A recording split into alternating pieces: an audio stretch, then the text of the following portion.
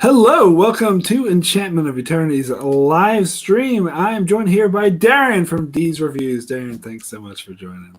Thanks for having me, Mark. Very excited to jump back into the world of Lost. We return to the island. Yes, so this is our third and final video where we cover every episode of Lost because we already did two videos. We covered seasons 1 and 2, and then we did another video where we covered seasons 3 and 4. So this video, we're going to cover seasons 5 and 6 of Lost. Anyway. So much like Oceanic 815. Yes. So needless to say, we're not going to be quite as positive in this video as we were in the previous videos, but there will be some positivity to be had. I mean, these weren't completely horrible seasons, or at least season 5 wasn't. And so we'll jump into the final 2 seasons of Lost. Now, first thing I gotta say is because in previous videos we sort of withheld spoilers from later seasons. However, since this video is covering up to the very last episode of Lost, we're not going to do that. We're going to go full on spoilers throughout the entire video. So if you haven't seen up to the very end of this show, you shouldn't watch any part of this video because we're just going to let have of the spoilers whenever we feel like it. So we are assuming that you've seen up to the very end of the show Lost. Okay, so let's get started. Let's start, of course, with season 5, and let's start with overall thoughts on seasons 5. So we'll start with you, Darrin. What are some of your overall thoughts on season 5? Let's see. I've summed up season 5 is throw everything at the wall and see what sticks. This is to me when I first watched it where really things started going downhill, where there's a lot of frustration that were coming in. There's a lot of shift of lore. There's a lot of shift of focus. There's switches of loyalties and emotions. I mean, everything just starts. There's just ideas now. We've got to move forward. We've got to get through this season. And it really does have that feel. Not as much at 6. 6 is its own beast. But yeah, this is definitely like things have to get wrapped up and we're in the middle of the swamp and we just got to get out. And that's really what its overall feel was to me. See, I have really mixed feelings about season 5. I always call it like a schizophrenic season or a very polar season because I absolutely loved the first half. The first set of episodes, even though there are some problems there too. But for overall, I love those first set of episodes. But the second half, that's when I think the whole show starts going downhill. That's when I think they start losing the plot. And I mean, we're going to get into this later, but there's some things they set up in season 5 that could be easy alley-oops in season 6, and they just never follow up on it. I mean, there's no excuse for that. You can excuse, things from season 1 and 2 that they never follow up on because they moved beyond it. It's not relevant anymore. But you're in the last 2 seasons. You're working towards the end. Why are you setting up things that you're not going to pay off? It's just bad writing, in my opinion.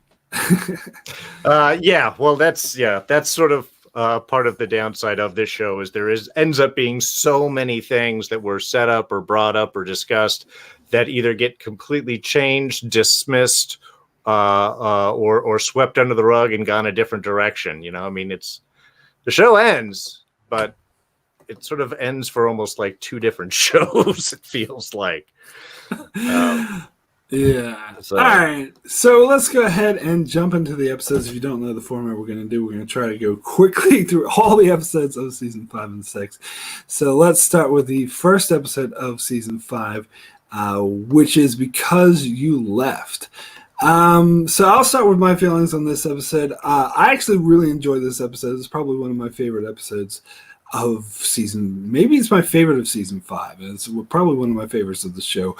I think the format works because they make sure to show every single character. Because after the debacle I had with season 3, where everyone hated the first 6 episodes because the first episode in particular only focused on Jack, Kate, and Sawyer, they say, all right, now we're going to have every single character. So they show what's going on with the island, how it starts traveling through time, which I thought was actually, that blew my mind to see the whole island traveling through time. And then it follows up with Oceanic 6, Jack growing the beard, Kate having, the kids taken away. Like, I love how it sort of touches on every little piece, and it ties it all together with the whatever happened happened theme. And of course, the whole opening scene where they showed Dharmaville and out of context, and they showed Daniel Faraday hanging out with Pierre Chang. We learned his name is, I think, in this episode. Marvin Candle. So all that, I was like completely blown away by all that. So I actually quite enjoyed this episode. Your thoughts, Darrin?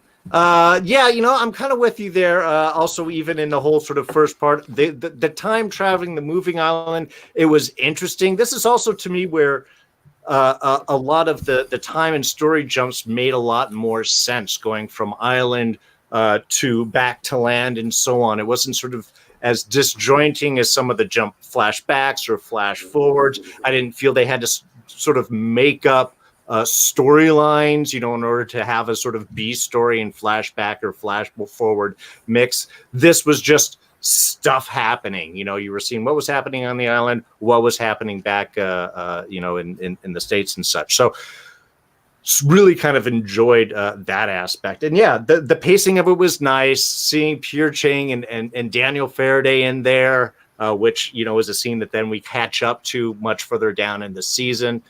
It's cool. It made it interesting. Now it was like, okay, so where is Lost going to go here? And yeah, I think there was still sort of a certain intrigue and excitement of this potential of new storyline. And also really had fallen in love with the extra characters of Miles and Charlotte and Daniel and everyone. So what they were doing was much more interesting to me at this point. Yeah. That is one thing I absolutely love, particularly about the first set of episodes, is they got rid of, because especially in season 3, they were having problems with the flashback because they had to stick with the flashback format. It was getting really tedious and really unnecessary. So it's great that for the pretty much first time in the show, they were just no sort of backstory, not even flashback, no flash forward. We're just going in between different storylines, and they actually had I love the way they did it because it has that same sort of feel. And they said they purposely tried to do it where the LA stuff felt more like realistic, where in the island stuff felt the more fantasy like. So I thought that really worked. Yeah, this is also I loved how they worked the whole, because with Daniel traveling through time, and we had that he was supposed to give a message to Desmond, and here we kind of see the other side of that memory where he wakes up with like a sudden memory implanted in his head, like, oh my God, I forgot I've got to do this thing. So to me, that was also kind of an interesting way of explaining how that was going to work. That was almost like a forgotten memory that he suddenly realized. And since Desmond has done time traveling and such, it works for his character as well. I'm willing to go with it, but I still say it didn't really make much sense why it took him 3 years but whatever. Well, that's what I'm saying. They're throwing stuff at the wall to see what sticks. I just thought that was at least an interesting way to bring that up. But yeah, this is, to me, that's also the signs of the stuff that doesn't totally work. It doesn't completely starts to come into play. Yeah. It's an interesting choice. Well, there's another huge complaint I have about this episode, because I think I talked about this in earlier seasons, how they had always had the writing contrivance and they gave the excuse, oh, the island did it, when it really is just a way because they wanted certain things to happen in the plot. And there's several, and season 5 and 6 get a lot worse at this. And the first one I want to talk about happens in this episode or at the end of season 4. But how when the island moves, only certain people move with it. How they say, oh, the island's moving through time. But is it really the island? Then how come all the others, Richard Alpert, Claire, and everyone else, didn't move with them? And Locke was like sitting with the others, and he's like, oh, I'm going to be the leader. So they end season 4 like this big cliffhanger. Oh, I can't wait to see Locke be the leader of the others. And the first thing that happens, the others disappear and Locke travels back in time. Why does this happen? The island did. I think that's one of the worst writing contrivances in the show. It really angers me.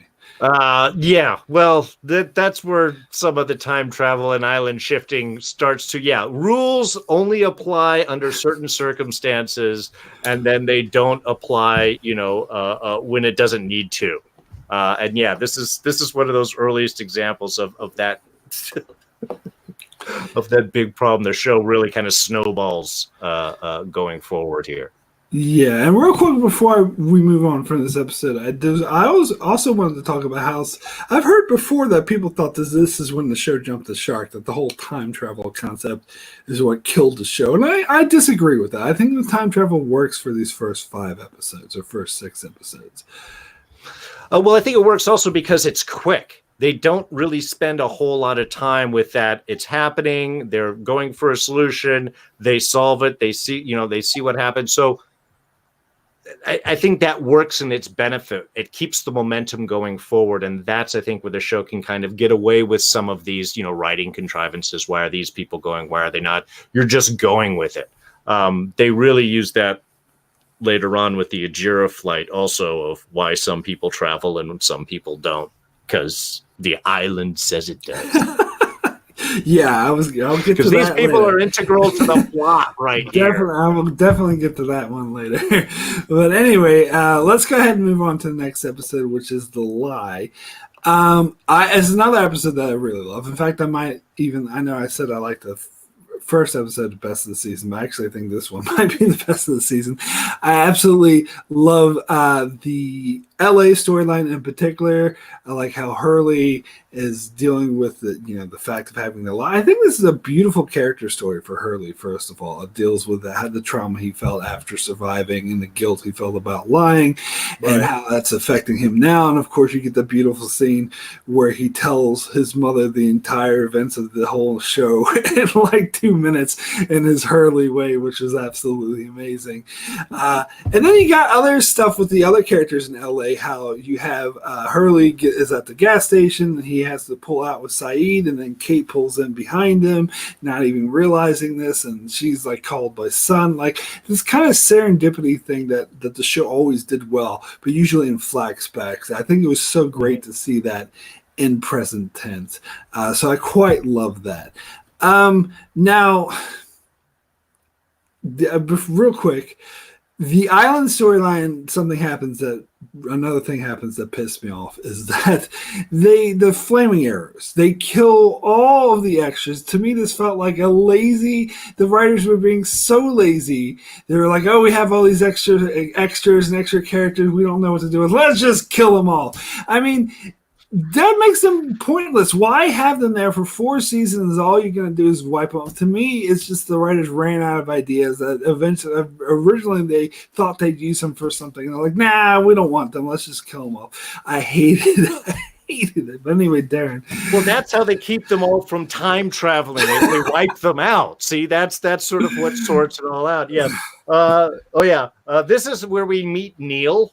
For 5 seconds, Neil, the guy that's complaining about not getting fire started and what are they going to do? The guy we've never seen before that we all know instantly is not going to survive to the end of the episode.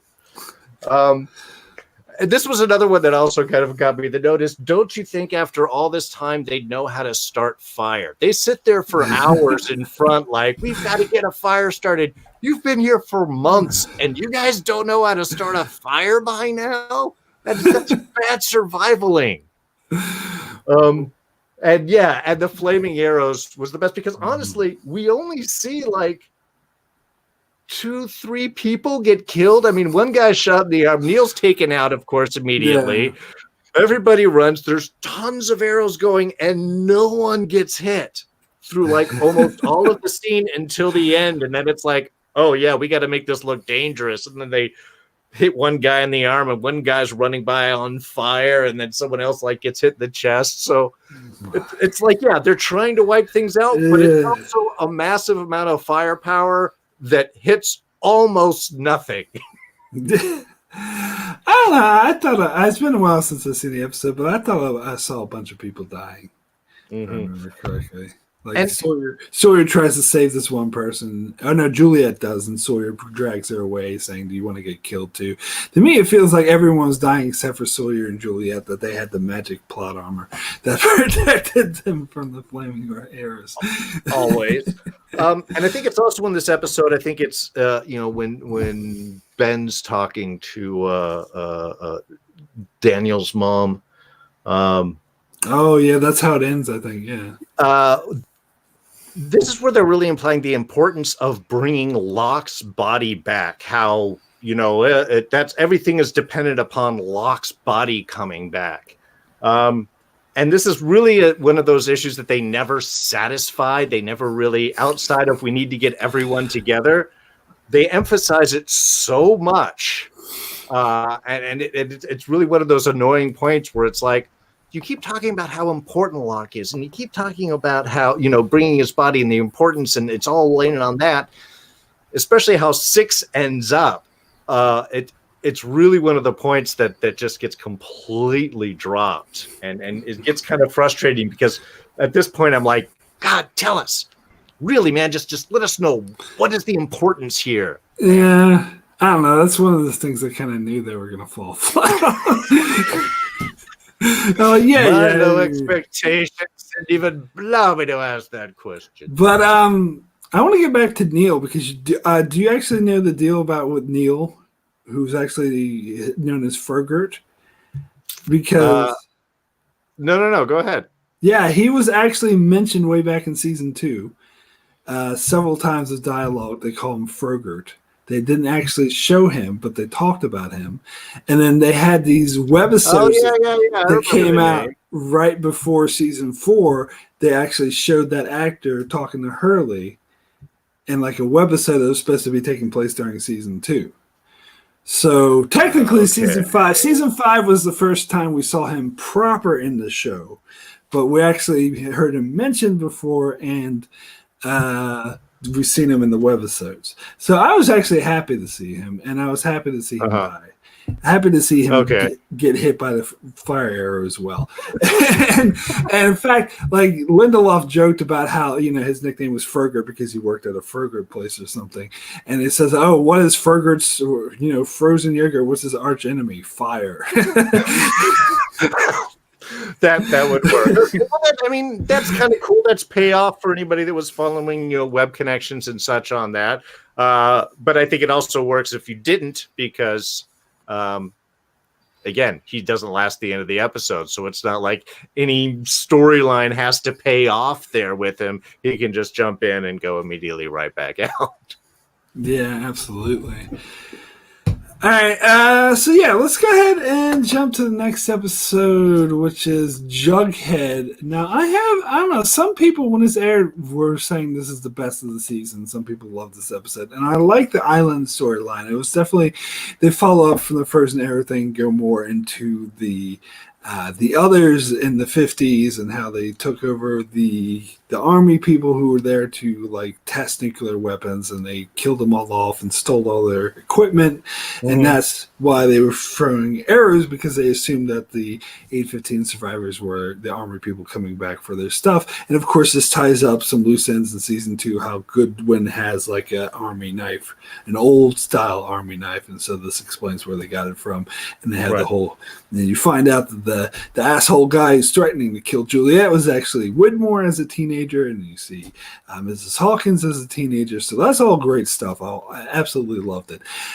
Desmond is my favorite character, but the Desmond storyline in this episode I think was kind of boring. I think it was kind of a wash. It was just him, it explores Daniel Faraday's background a bit, how he, tried to do this time stuff with his assistant, and she got like hospitalized from it, and she's like stuck in time or whatever. But for the most part, and actually knowing where they go with this, which is nowhere, like it doesn't account to anything, it makes me think this storyline is kind of a waste. But anyway, what was your thoughts on this one?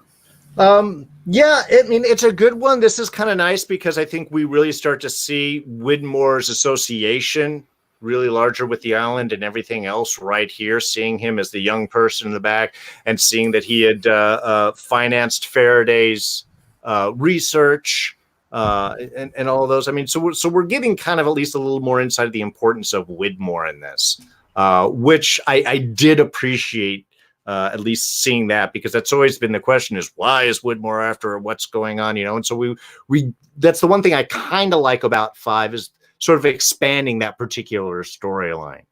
And 6 will completely abandon it, but anyway, go on. Oh yeah, we'll talk about 6. We'll talk about 6. So, yeah, I mean, those are the things that I kind of liked. You know, obviously we have this is where a bomb's going to be used later on because it's introduced and talked about being quickly buried. And of course, because otherwise it has absolutely no relation to any of the rest of the storyline.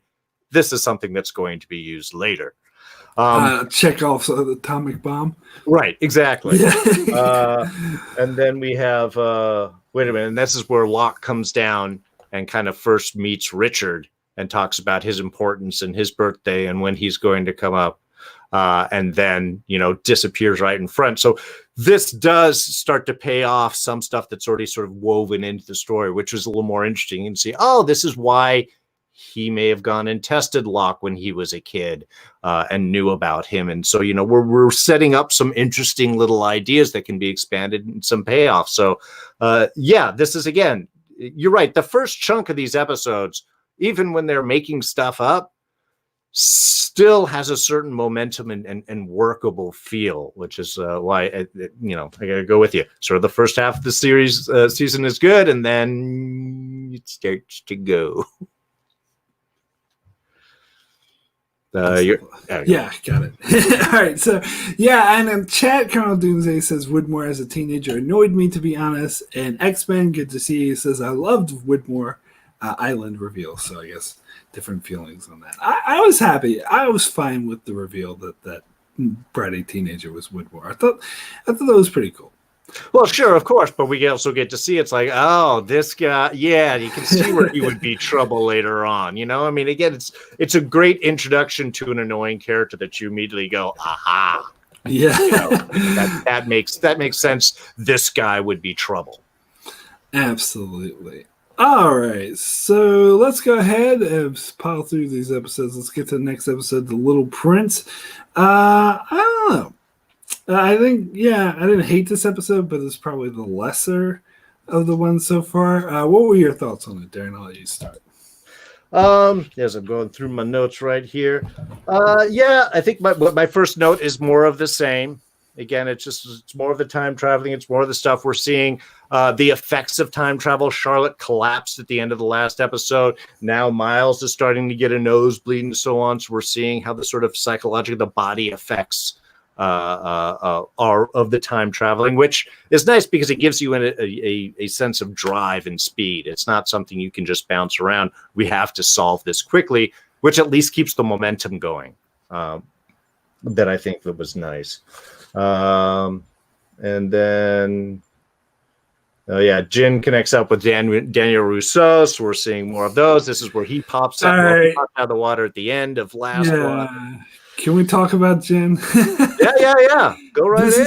This is yet another thing that's utterly ridiculous. That Jen survived the whole boat explosion. The excuse they give, the blast threw him in the water. That's not how explosions work. He's on a ship. If the blast's not going to throw him in the water, it's going to disintegrate him. It's going to kill him. It will throw him in the water after it compresses all of his organs. and the shockwave. Yeah, exactly. And no one else survived. The people who were getting life jackets on and actually jumping in the water, they're all dead. But Jen, who was actually on the boat when it exploded, he's alive, and he's floating in the water, and he just so happens to be in this huge ocean to be picked up by Daniel Roos. This is too much. Yeah, I don't know. Well, again, they're wanting to make these connections and so on. Oh, so then it's him that meets up with these people, you know, at first, and yeah, it's.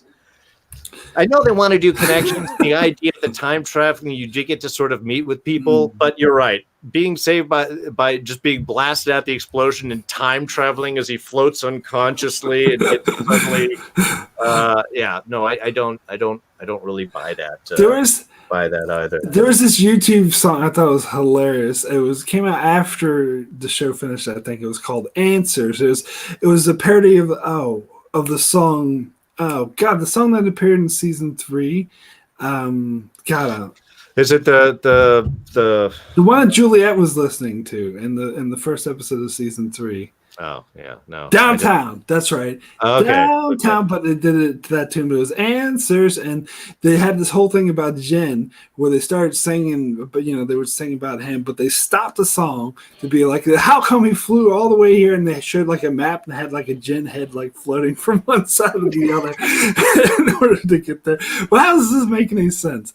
And that's what I totally think about that. I think, this is another note I have. Flashes are being driven by plot. Yeah. And that seems to be that case there. Let's see. We follow the mystery lawyer here, and we find out that he's working for Ben. See, the island stuff in this episode I actually liked. I thought it was decent. Like the whole thing with Kate freaking out about her, taking Aaron away. You get the revelation of Ben, and Jack sort of trying to help her. Like I really like that stuff. Mm-hmm. Let's see. But you also had they traveled back to the season 1, and they saw Claire giving birth from like the different perspective. Right. And, I thought that was kind of a cool callback. Like I didn't really have an issue with it. It's kind of the nice stuff that it does in the emotional side and seeing Sawyer and stuff. I mean, really, Josh Holloway has some nice scenes. That's true. Season 5 and stuff. I mean, he really shows why he's got something there. Let's see. They get back to the camp. This is the first time we see that bottle of Ajira Air water. Yes. So that's our first insight that something else is about to go on. Okay, so that ties into the whole outrigger boat chase. And this is another thing that bothers the hell out of me, because this is the prime example. It's not that we needed to know. It's not that it was vital to know, important for the story to know who those people shooting at them were. But they obviously were setting this up to pay it off. So to me, that's an example of bad writing. That why are you going to set something up and then not pay it off within 2 seasons? It just angers me. It's obvious that they had a plan of who those people were going to be, right? Because they were setting up that Jira bottle and everything. This was going to tie into season 6, but they just abandoned it.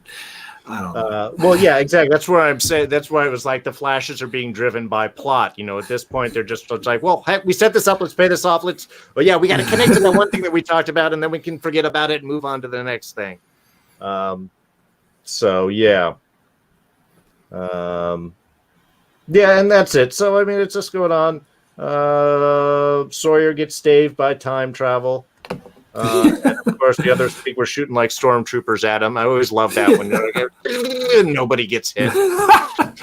Although I did really like that scene where when they were about to jump, when they're being shot at, Sawyer's like, "Thank God!" and they jump into the middle of a huge storm. He's like, "I take that back." Oh yeah, that was funny. Again, they can have fun with these, but obviously they're like, it's just. It's getting too much. I'm glad at this point it doesn't go too much longer, because it really does start to get a little ridiculous. But I can see the argument that this is way more fantastical than the show has ever been. I can see how this might have bothered some people who might have dropped off of it. But I was fine with it. Yeah. But anyway, let's go ahead and move on to the next episode, which is This Place is Death. Now, again, I'm actually liking the LA storyline better because when you talked about the time travel happening to move the plot along, I actually thought of this episode. I thought it was so true for this episode. In fact, they even said that the time traveling was happening to push them forward. And then they kill off Charlotte, which pissed me off because we barely got to know her. Like, why bother introducing her if you're going to kill her off this soon? That really bothered me. Well, and of course, when they were, back in Jughead, that's when Daniel was like, "Of course, I wouldn't endanger this woman that I love." So you're like, "Oh, now she's definitely going to be a nose bleeding. She's got somebody who loves her. This is definitely." But yeah, this is where some annoying really started to come in, because it was like, okay, now you've introduced a character who's done nothing but been there, and she's just there for you to be killed off at this point. And I got a nitpick too about, because they say that the whoever been on the island longest is starting to get is the one who would like get the sickness first. Why Charlotte got it first, because she lived on there when she was like 4 or 5 years when she was a kid, so she'd been there the longest. But it's inconsistent because next to show Miles gets it. But actually, it should have been Juliet, because Juliet was there for 3 years. Miles was like 1 or 2 years old when he left the island. So Juliet was there longer than Miles. So they fucked up the order, in my opinion. Sure. You want him to make sense at this point? Asking too much, I guess. But then, of course, the temporal anomalies, man. That's what does it. Because he will once have gone back to himself, and that magnifies the whatever. But this is. We also got to talk about the start of the episode where you get the whole Daniel Rousseau backstory, and this was kind of a cop out because everyone wanted a Rousseau flashback since season 2, and they kept putting it off, and finally the actress left the show. So like, we'll just throw in this time travel thing to satisfy the fans, and they try to change things around and try to tie it into what they're going to do with the smoke monster, taking over, making people evil, which would be a thing in season 6, which I always thought was dumb. But they have to sort of retcon Daniel Rousseau's backstory to make it fit. And I didn't really care for him. Plus, Jen being there, like everyone brings up how come she didn't recognize Jen, but a lot of other people argue, well, it's 16 years ago, she just didn't recognize him. No, he was like an important figure in these important events in her life. I do not buy that she wouldn't recognize him. Well, that's the thing. It's the tragedy, the trauma of those circumstances is what is going to burn into your mind. The guy, you discover the temple and the guy gets his arm ripped off. You're going to remember everybody who's there very clearly. It's not going to be like, yeah, it was everybody, my good friends. And is there another guy? I don't know. I think that kind of sticks your mind. And is this the first time that we've seen the temple? I mean, I guess what's actually the outer wall of the temple. Yes, yeah, it is. It was mentioned in season 3, but this is the first time we're actually seeing it. Yeah. That's right, because that's where everybody was heading off. The others were supposed to meet up, or it was at the temple or something like that. And then we never really saw because Alex got killed, and Mom and all of them. So, yeah, we got the flashes are all going faster right now. Let's see. Flux Hill. Jack's dad. It was to be Jack's dad's there. Is this? Oh, okay. So yeah, this is the well. This is the well. Yeah, right? This is the well. Okay, yeah, this is where I am officially sick and tired of seeing Locke fall. How many falls has this guy had throughout this show? It's got to be like half a dozen at this point, at least. And the way they use Christian Shepherd in this scene, like this doesn't make any sense once you learn that Christian Shepherd is the smoke monster, is the man in black. So how they're currently like 1,000 years in the past or something, or at least a couple hundred years in the past. So how is he there? Is he time traveling too? Does he define time? And why does he want Locke to leave the island? Mm-hmm. Like, I don't know. None of this really makes any sense to me. Okay, and so, and this is also, so we see the statue in full, and we get that shot in this one here. Yeah. Well, actually, it's episode 7, but it's taking place in the same time period. Right. Yeah. Okay. Yeah, I was gonna say. Well, and that's the other thing is if they're traveling through time, then why does it look like Shepherd? And how does the smoke monster, unless the smoke monster is also traveling through time with them? So is there 2 of him back at this point now? Or well, Darren, you know the real answer. The island did it. The island did it.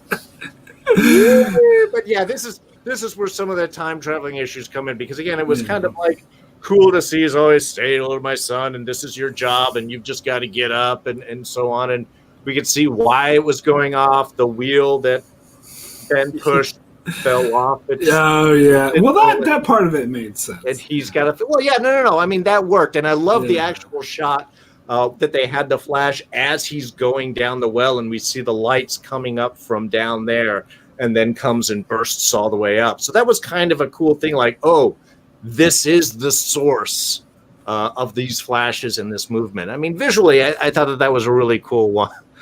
Wibbly wobbly, timey wimey stuff. Yes, Cardinal Doomsday. Yeah. So Cardinal Doomsday has a good question for you, Darren. Has Locke fallen as many times as Frodo in the Lord of the Rings? No, honestly, I think Locke might have Frodo beat there. Yeah, I think I would say that count, too. Yeah. but he's fallen off by the plane like twice. He was pushed out the window. I mean, he's almost been paralyzed and then come back again. I think twice more on the island. So, Locke's a fallen guy. And then X-Men says, I think the writers like the actor for Christian Shepherd, so they just keep continuing to bring him on set. That's probably as good as answer as any. Sure, of course. And they haven't really figured out who Jacob's going to be yet, I think, at this point. So they really should have. They really should know this shit by now. But anyway, we'll talk about quickly the LA storyline, because I actually like this, because this is the one where Jack's son was holding Ben at gunpoint and forcing him, because Ben's like, oh, I know your husband's alive. I can prove it to you. And so he makes her drive her he drives her all the way to the other side of LA and to pull out a ring he had in his pocket the whole time. But I love the interaction between them and how like son sort of doesn't like Jack now, because she kind of blames Jack for leaving Jen behind and stuff like that. So that stuff I thought was pretty good. So is Eloise Hawking, is that a reference to Stephen Hawking? Oh, absolutely. Yeah, the producers confirmed that. Yeah, it was a reference to him. I was like, oh, isn't that a little on the nose right there? Oh, the time traveler, go talk to Miss Hawking. Yeah. Locke's fallen again. Well, of course, she appeared in the Desmond time travel episode. In the Desmond time travel one, sure. But again, that also just, okay. Well, when we get to the next one, that's going to be, that's my favorite annoying one, I think. All right, so let's go ahead and talk about the next episode, which is 316. Now, this episode, I think, could have been an amazing episode. It could have been an awesome episode if they would have focused on all the other characters and how they got on the plane. But instead, they leave that so they can do that in flashbacks later on in the season, and they only focus on Jack. And this story was unnecessary. It was really boring. I didn't need to see him go to his grandfather's funeral home and have to pick up his father's shoes. And, you have to get your father's shoes to recreate the events of the plane because blah, blah, blah, blah, blah. Who cares? And so this episode was mostly a wash. Like, I love the end where we actually see them get on the plane. Like, that was a really emotional moment. The music really builds up that makes it great. But the majority of this episode was unnecessary. This episode could have been amazing. They just show Kate, the shit that happens with Kate, the shit what happens to Saeed, the shit what happens with Ben trying to kill Penny. They should have had it all in this episode instead of, we gotta save that later for flashbacks. They need to fill other episodes, man. It's like when we talk to Kate, we gotta have something else for Kate to do. That's the status that we had. Okay. Let's get into just a little bit of the actual kind of island lore, because this is when stuff for me really starts getting crazy. Okay, so we're at the lighthouse or whatever that it's called, that the Dharma Initiative built in order to track the island, which is always moving. Oh, the lamppost. Yeah, the lamppost. Sorry, yes. My writing is horrible. Sorry. Except the island hasn't been moving except 3 years ago from this timeline when Ben sent it to move the island. Otherwise, the island should be stationary because Dharma was always sending people to and from it. It wasn't constantly moving in that sense. People were, there was whole arrivals and connections, so it couldn't have made sense that it was moving before. It makes sense that it's moving now because that's why the lever was pushed. I think it could have made sense because Dharma were able to find it all the time because they had the lamppost. So every time they went back, they could use the lamppost to find it. Well, yeah, but then they're like, okay, now you have, it's not like, okay, here it is. It's okay, now you got to get in this fight and fly over here, and it has to be all of you in order for it to work. Yeah, what? It becomes this whole magical aspect to it. So, to me, this is where everything was like, okay, you guys, you just created something specifically for this episode that wasn't at all needed before. It's called a retcon. Yeah. And again, now if the island had been moving for 3 years and had been gone, and that's when it was traveling through time, I might sort of buy it that there was some creation device. I wouldn't buy that it was Dharma, but someone might have been studying that could have found it. And then when Locke fixes it, then it would return the island to right now. But they didn't. They put it back to 3 years so everybody could have their 3 years on the island and stuff like that. So, it just gets weird at this point, and really this is when they start to feel like they're really making stuff up.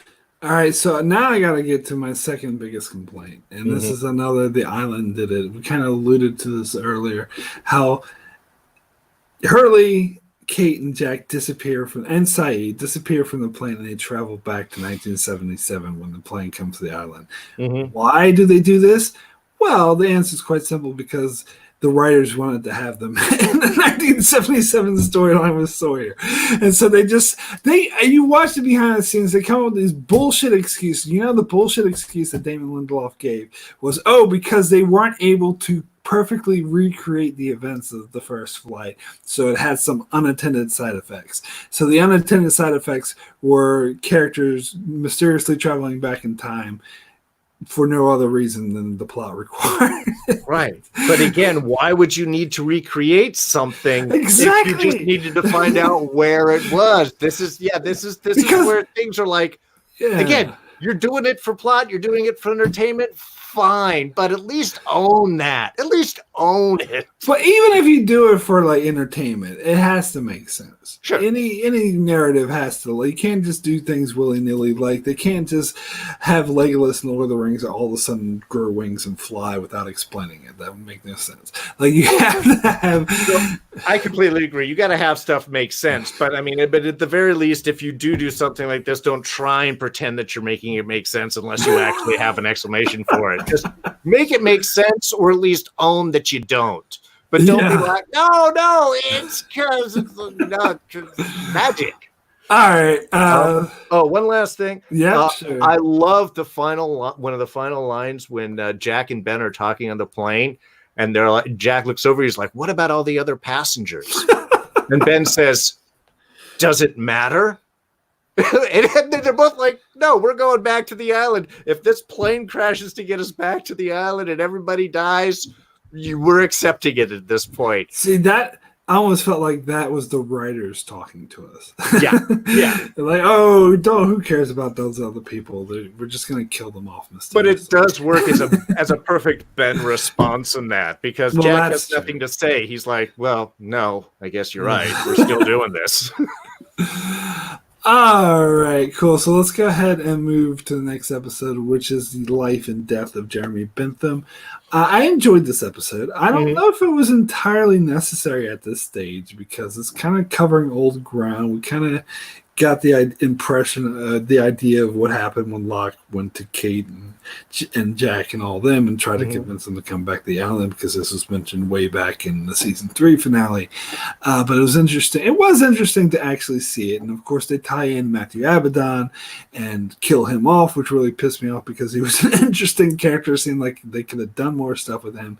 And they're tying it to Widmore, whose behavior in this episode is completely inconsistent with how he's been established before. Which is not the last time they'll do that. Totally true. But it was an interesting journey. It was really a good twist to find that Ben actually was the one who killed Locke, that he actually didn't kill himself. That was a nice twist. So I thought it was a decent episode, maybe not the best thing ever. I'm not a fan of the book endings, though, that show Locke on the island resurrected. And I thought that kind of spoiled the story a bit. They could have saved that for later, just my opinion. Sure. This is again, I think it was a good episode, certainly showing how Locke, who had been so confident in the island, is now back and kind of failing every time to get people interested in going back into the island, first with Jin and everyone else. I like the camera setup that Widmore has, or ends up being Widmore, to see where the landing spot was and then having the guys that picked him, can see him and pick him up and, use that to kind of get him on his side. The only thing with that is, as far as I know, the exit point has only been used one other time, and that was by Ben. So unless he was able to accurately figure out, well, I mean, Ben did kill those guys pretty much upon arrival and so on, showing his little badassery, I think. But that is kind of a stretch that Widmore would be like, this spot, accurate enough to point a camera at it. Again, it was kind of interesting. I was wondering where they were going, but yeah, and I think that becomes some of the issues that we've seen here. The stories they give you can kind of buy as long as you don't think anything more than one or two questions within it. And then a lot of these things start to fall apart. Let's see. Yeah, we have one more. This is the Jin's ring. And again, still trying to figure out why Locke had to die. I mean, he was told he has to die in order to come back. Well, if you think about it, it was actually Richard Apper told him this, but we find out it was it was the smoke monster who told Richard Apper to tell him. So the smoke monster. That's true. Him. That.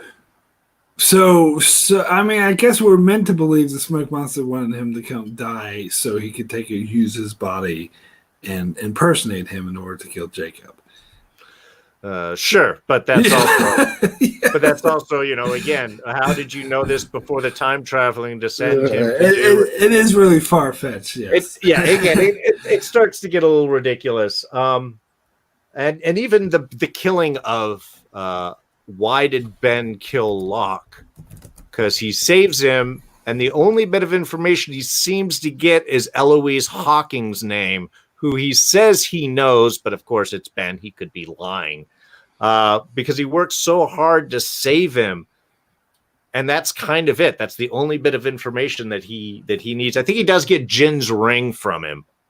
Oh, yeah. So he gets Jin's ring, he gets Eloise Hawking, and then he turns around and kills him, which doesn't seem to be, I don't know. That seems to be information and stuff that Ben would probably be able to know or find. So that becomes a very weird, why did he save him just to kill him? I don't know if you've got an answer to that, but I don't. The writers wanted to have That's it. Okay. Because the writers said so, that's why. Colonel Doomsday says that sounds ridiculous. Are we spoiling you now, or beyond where you've seen? That's probably okay because, it doesn't get very much good from here.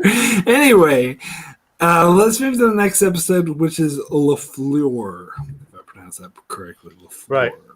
So I actually, in my reviews, I pinpoint this as the part because there's a lot of different opinions on when the show jumped the shark. I think this is when the show jumped. I think not necessarily that it did something terrible in this episode. I don't think this is a terrible episode, but I think from here on out is when it starts to die for me. Because those first 7 episodes, to varying degrees, and even though I had my complaints, I liked them and I thought they were great. But this episode, I don't know. I don't like it as much. It seems kind of boring to me, and I was very disappointed because I was excited to see Dharma Time, so I was very disappointed that what they did with it, which was basically nothing. We got no huge revelations out of it whatsoever.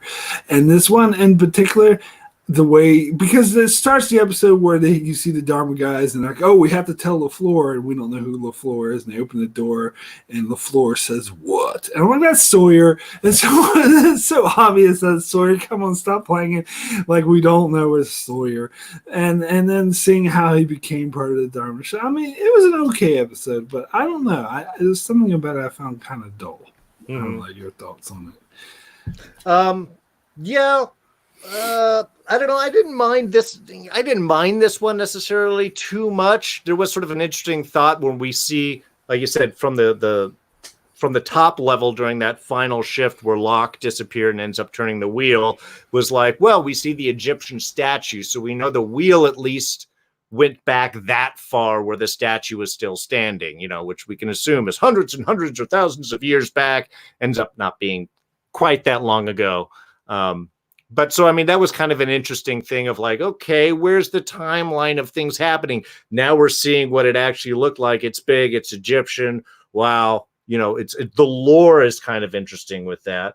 The fact that they do get back and end up joining Dharma in that sense. Okay, we get to finally see a little more of Dharma. There's some hope there that we get to finally find out what's up with the Dharma Initiative. Why are they here? What were they after? What's the real story as opposed to the guesses and so on that we've sort of had to play with before.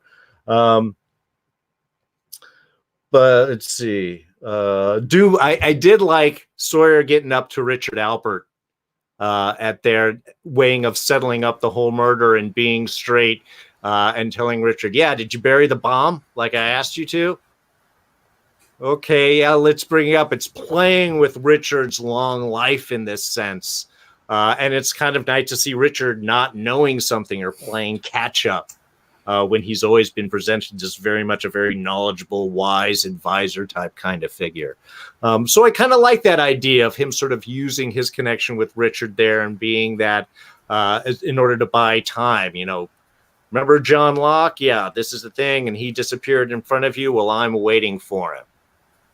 So to me, that made sense of how he would be able to sort of ingratiate himself. And he solved a problem. He got Richard's respect. He certainly fixed something for Dharma. So that setup worked for me, and then you realize, okay, so it's 3 years later that you're... Yeah, see, that's probably the biggest issue that I have, because I felt like the 3-year time jump made me feel very disconnected from these characters, because they're totally different characters. Because the first 4.5 seasons took place over like 3.5 months or something. Yeah, it was a short amount of time, and all of a sudden we're jumping 3 years. Sawyer and Juliet are in love, which I don't know. I don't know. I just don't know. But I don't think there's anything previous. I mean, they were toying with it all season, sure, but previous to the season, there was nothing there. And Miles and Sawyer are best friends now. They're the buddy cops now, and Jen speaks perfect English. And so I feel like I don't know these characters for the rest of the show. I feel like I don't know them anymore, and they're different kind of characters, and it's no longer the characters I've been following this whole time. Especially Sawyer's like this huge, bright leader now, and totally different from the shady con man asshole that he was in season 1. And granted, that was a progression that was happening throughout the seasons, but that progression jumped too far. Now, they jumped 3 years with the Oceanic 6, but I forgive that a lot more because we see flashes in between that fill in the gaps of those missing 3 years. So those character progressions with Jack becoming a totally different person, and Saeed being the killer and stuff like that, and Hurley being able to talk to dead people, like, to me, all that lines up, and I don't feel lost because I feel like we have those flash forwards to fill in the gaps, whereas the stuff with Sawyer and the other people on the island seems like, I don't know, it just disconnects me from them. Sure. Well, I mean, but you're also seeing the beginnings of this character progression, and then you miss the whole middle chunk of all of this. I mean, I can buy Sawyer and Juliet just because they're the two best looking people in that group. And if you want to talk to somebody, you've got to talk with the only other person that has similar life experience. You can't get the time travel discussions or anything like that with anyone else. So, I mean, I sort of get that. Obviously, Daniel, Miles, they're all single. I mean, Jin's already married and so on. So there's no reason why he would do that. So, again, I kind of go with that, but I see what you mean. I think they went on the backs of, well, we jumped forward with the other characters. We can do that with these. But you're right. You don't get any backstory that sort of fills in that time, which, I don't know, part of me would be like, yeah, but do I need to see that? Would those just end up being boring filler stories of Sawyer's got to learn to be a straight up guy or something like that? Or would at least fill in more of the Dharma stuff, which they have the opportunity that they never do when we're in Dharmaville. And that's what becomes really frustrating for this chunk with me. See, I would say it wouldn't be boring filler if they did it right. Well, yeah. Yeah. But anyway, let's move over to the next episode, which is Namaste. So this is another episode I don't think is all that great. It mostly, we go in between the time periods. We sort of in the present timeline, we sort of fill in the space because they jump forward with those book endings from Life and Death of Jeremy Bentham. So this actually takes place before that because they mentioned to Locke, like I think Caesar or someone mentions to Locke that the pilot ran off with some woman, and we see in this episode that it's actually Sun, and she knocks Ben on the head, which is why he's injured, which we saw in the previous episode. So again, I don't really like the way they played with time on that and that specific event. But I thought it was cool seeing from Lapita's perspective, landing the plane on and seeing what happens immediately after they land the plane on Hydra Island. I thought all that was interesting. The 70s stuff again, like Jack and Kate magically appear and Sawyer's got to integrate them as a Darwin issue without anyone there to say, I don't know. It just happens to be on the one day when people are coming in the sub, and some people didn't show up. Yeah, it was the island that did that. That's in the notes right here. So yeah, they're definitely playing with stuff. I mean, I did like the fact that the plane did land, and I think we had gotten the runway bit dropped in the previous season or something. They were digging a runway and they're like, we'll tell you why later, and you never knew why. And apparently it was for the Ajira to land, which I did like that. Yeah.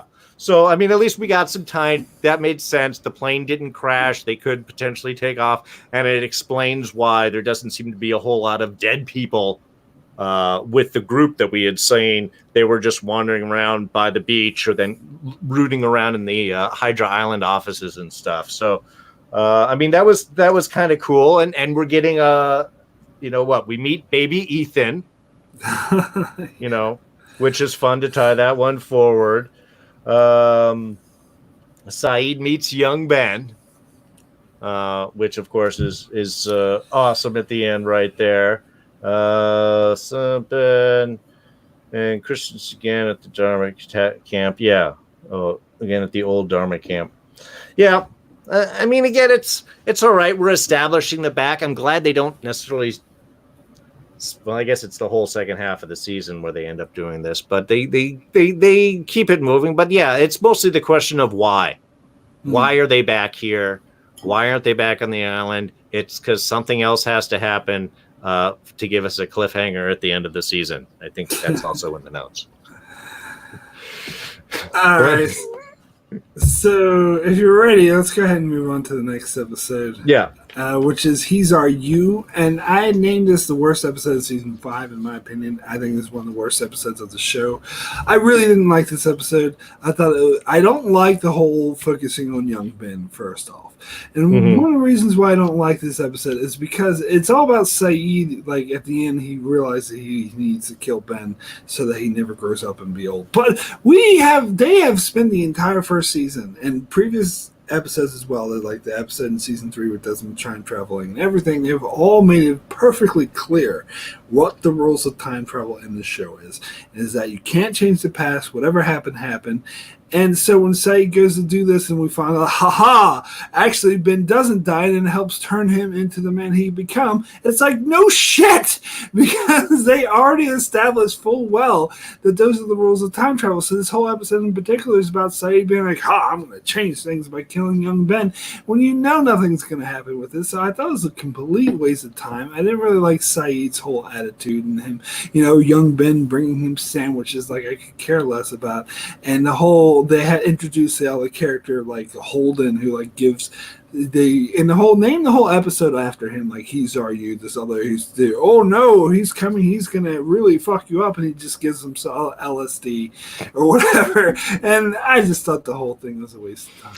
No, man, it's the toy maker. It's our Blade Runner connection. It automatically ups the quality level, doesn't it? And you're right. Yeah, he's on there for like 5 minutes and 2 lines. If even that, yeah. Yeah, that's the extent of it. Yeah, I think my little notes are there with Ben talking to Saeed. It's like, oh, who's the little psychopath? You're the little psychopath, aren't you? That seems to go with most of these. And of course, we get some reasonings why, Ben is so angry at Dharma because his dad's kind of a dick. Let's reinforce that, which we already kind of knew. Already knew exactly. Yeah. So let's see. Yeah, the toy maker's the torturer. That was nice. Saeed's truth makes no sense. Yeah, it's just it. Yeah, there. This is a filler again. It's how do we create drama? That seemed to be like this episode. Let's create some drama that isn't going to pay off or go anywhere. It's going to be like, oh, this is why we had enough reasons why Ben was ending up being Ben. It doesn't need to be some magical rebirth. Yeah, exactly. It's like a prequel answering questions we don't need to be answered. Yeah.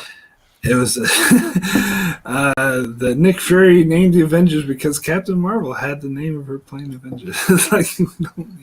But anyway, gotta talk about the flashback as well because now we're doing the flashbacks again, and Saeed, like this irritated the fuck out of me because it seems like the season 4 flash forwards with Saeed being a killer, like they were building to something, and so in this episode he kills someone. Ben's just like, "Oh, we're finished, we're done, that's it." And he's like, "What do you mean that's it?" Like, really, that's all you could think of? That's all you could think to explain the whole killings and tie everything up is Ben just saying, "Oh, you killed everyone we wanted to, we're done." What the fuck does that mean? Oh yeah, well it's cold, it's dark. This is 5 and 6. They seriously have no idea what to do with Ben, so they constantly switch which side he's on depending on where they want this to go. Sometimes within the same scene, they do this. I think that one's coming up pretty shortly, where they really do that. Which kind of gets sort of annoying, but also it's like he does this, and then the minute Locke dies, he's using Locke's death to go and bring Saeed back. Yeah, I don't know what their plan was with Locke because they never really explained the whole thing. It was just to get to Wids more people, and then all right, bye. Couldn't have told you this before that this is the last guy. I'm gonna wait until after you kill him, and then I'll tell you that we're all done. Have a nice day, I guess. Wouldn't you know that ahead of time? I guess.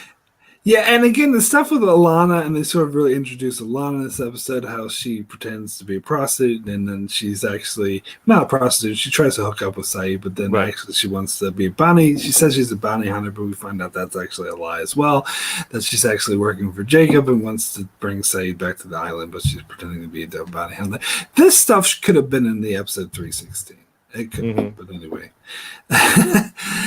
Anyway, let's go ahead and move on. We gotta start moving around. We're reaching the 1 hour mark already. Let's go ahead and move on to the next episode, which is Whatever Happened, Happened. Now, this is an episode, a season 1 phenomenon, I like to call it, where I love the flashbacks in this episode, which again should have been the episode 316. But I love the flashbacks, but I hated the island storyline. Like the flashbacks were really powerful, explaining how Kate, why she went back to the island, and it made perfect sense. And I love they brought back Cassidy. Yeah, and it's had her meet in Hook because Sawyer told her about the daughter, so he was checking in. And Kate, of course, already knew her, so they rekindled their friendship. And how Cassidy was the one to sort of drive home why Kate was having all these nightmares and so much problem, because she knows that Aaron's not her son and that she shouldn't be raising it. And so that was such a beautiful scene when she goes to Claire's mother and tells her about Claire. Like that brings me to tears. No, even thinking about it, I'm getting a little. Yeah, that was so nicely acted. It was so nicely done. The island story I could really do without. Why does Kate want to save young Ben? Because it's not okay to kill little children. Yet I don't know. But yet she knows who Ben is and why he did it. And I don't know. The length she goes through, and then this having to talk to Ben's father, who starts suspecting her. Like I really don't care about any of this. I think they could have done much more interesting things in Darrin times than this. We had some interesting talks between Hurley and Miles about the rules of time travel. Yeah, that's right. Which I thought was kind of fun. Especially when it gets to the point where afterwards Miles gets so frustrated, then they get sent off, and Miles is like, ask me something more about time travel. I need to stop thinking about this other crazy stuff. But yeah, and this is where we get the, Richard, I can take him, but he will always be one of us. He's already committed himself to Oh, that. Jesus He will Christ. lose his innocence. Okay, what does that mean? Again, it's adding a new mystery layer, but it doesn't really explain any of that. And I think maybe they try to in 6 when they get to the temple and talk about the waters, but even that doesn't make sense in its own way. So again, this is just we're fixing up Saeed, you're the one that basically to give guilty Saeed, you're the one that caused the person who's done so much to you. You are actually responsible for making him. You should be honorable and nicer and a better person and not shoot kids. I mean, we all know the rule about shooting baby Hitler. Okay, so... All right, let's go ahead and move over to the next episode, which is Dead is Dead. Now, this is an episode that one of those episodes I loved when it first came out, and I think for the longest time would actually put this in my top 10. I still like this episode. I just don't think as highly of it anymore. I think once you know where they take it in the season 6, I think it kind of diminishes that. And plus, we get that scene at the start of the episode where Ben takes Rousseau's baby from her and she sees him, and yet she doesn't recognize him when she captures him in her nets 16 years later, the man who stole her baby. Not to mention, she said very clearly that she did not see who stole her baby.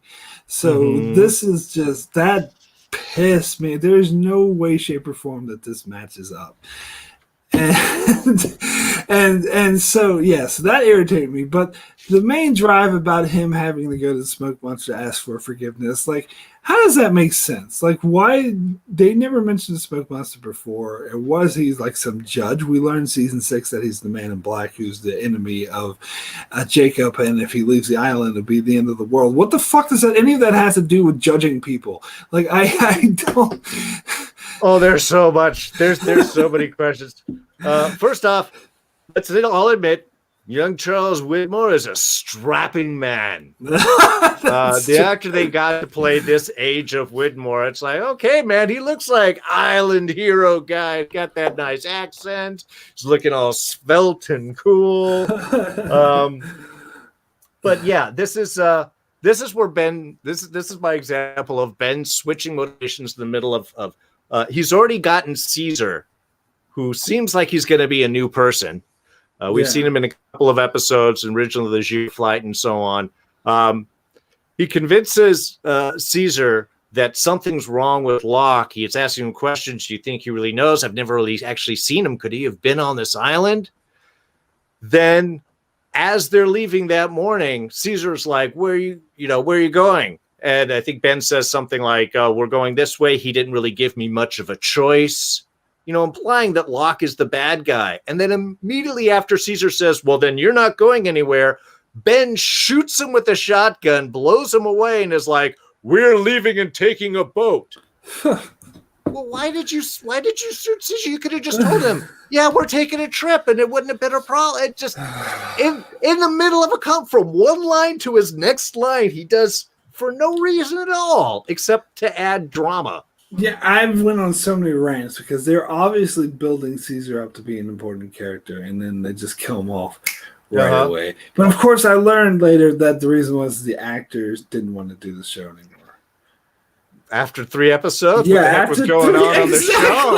You think that's a fail of the producers. They should procure like contracts and actors who are actually willing to work long term instead of killing them off immediately after they introduce them. It's ridiculous. Well, seriously, this is season 5. It's not like you don't know anything about the show. I mean, you should be pretty well set up with what's going to go on. Oh yeah, this was the other one. Okay. If the Dharma people built the village, why is there a secret temple right in the back of Ben's house that goes right down with full hieroglyphics and everything? It's not like through a tunnel and then you get through something. It's like you open the wall and there's a hieroglyphic secret entrance down to what I thought was the temple, but again, it's just the summoning area. Yeah. What? I mean, wouldn't Dharma? This doesn't see. This makes no sense of why this would be here. I didn't even think about that one. Tell me, Darrin, why? I don't know. I don't know. But it's still a decent episode. Like, it was still very emotionally powerful at the end when Ben has to confront his demons, and then how the smoke monster turns into his daughter and threatens to kill him, to end you, I think she said. Like, that. Right. That was really intense. So this is why I used to really love this episode. Sure. But the more I think about it, the more flaws there is with it. And they do play this smartly, at least with the smoke monster reveal, because Locke's gone. And then he does his whole thing and summons the smoke monster. So it's easily Locke could have gone on, become the smoke monster, made it look like Alex, threaten him, and then leave and come back up and go, oh, I'll help you, as a way of further pulling him in. I'm using my smoke monster powers to appear the dead in order to sucker Ben in a little bit more and really manipulate him.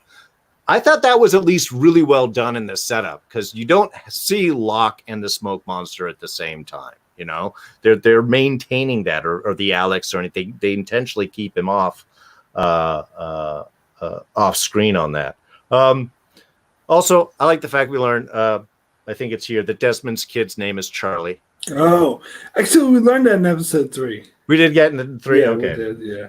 But that was really cool. I thought that was really sweet. Oh yeah, and the whole thing, the flashback with Ben, it shows him trying to kill Penny, and Desmond beats the shit. That was cool, but it should have been in the episode 316. Right. Right, anyway. Yeah. But again, it shows us where he was and why he looked like crap when he showed up, because Desmond rightfully kicked the crap out of him. I usually love the way Lost plays with time and how they tell things out of order and not in order. Like, it's usually to the show's benefit, but I think in this example, more straightforward would have actually worked better in this case. They were just doing it because so they could have something to do in later episodes, like you said, and that's not a very good reason. But anyway, Cardinal Doomsday asked, maybe you got to be drunk or stoned to watch it. Possibly. Maybe that allows you to go with the storyline better. We don't recommend what entertainment adjustments that you'd like to have, but sure, if that works for you. All right, okay. So we gotta plow forward. Let's get to the next episode, which is Some Like It Hoth.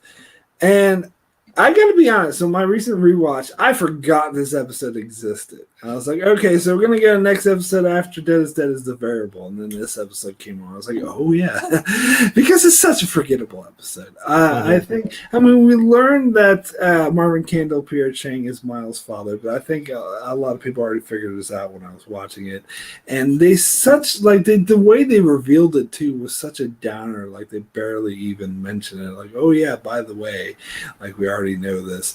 And the Miles flashbacks, for the most part, were, it was kind of cool seeing Naomi bring him to the island, but it wasn't really that necessary. And the whole thing with Hank from Breaking Bad, that was totally unnecessary. We didn't need that at all.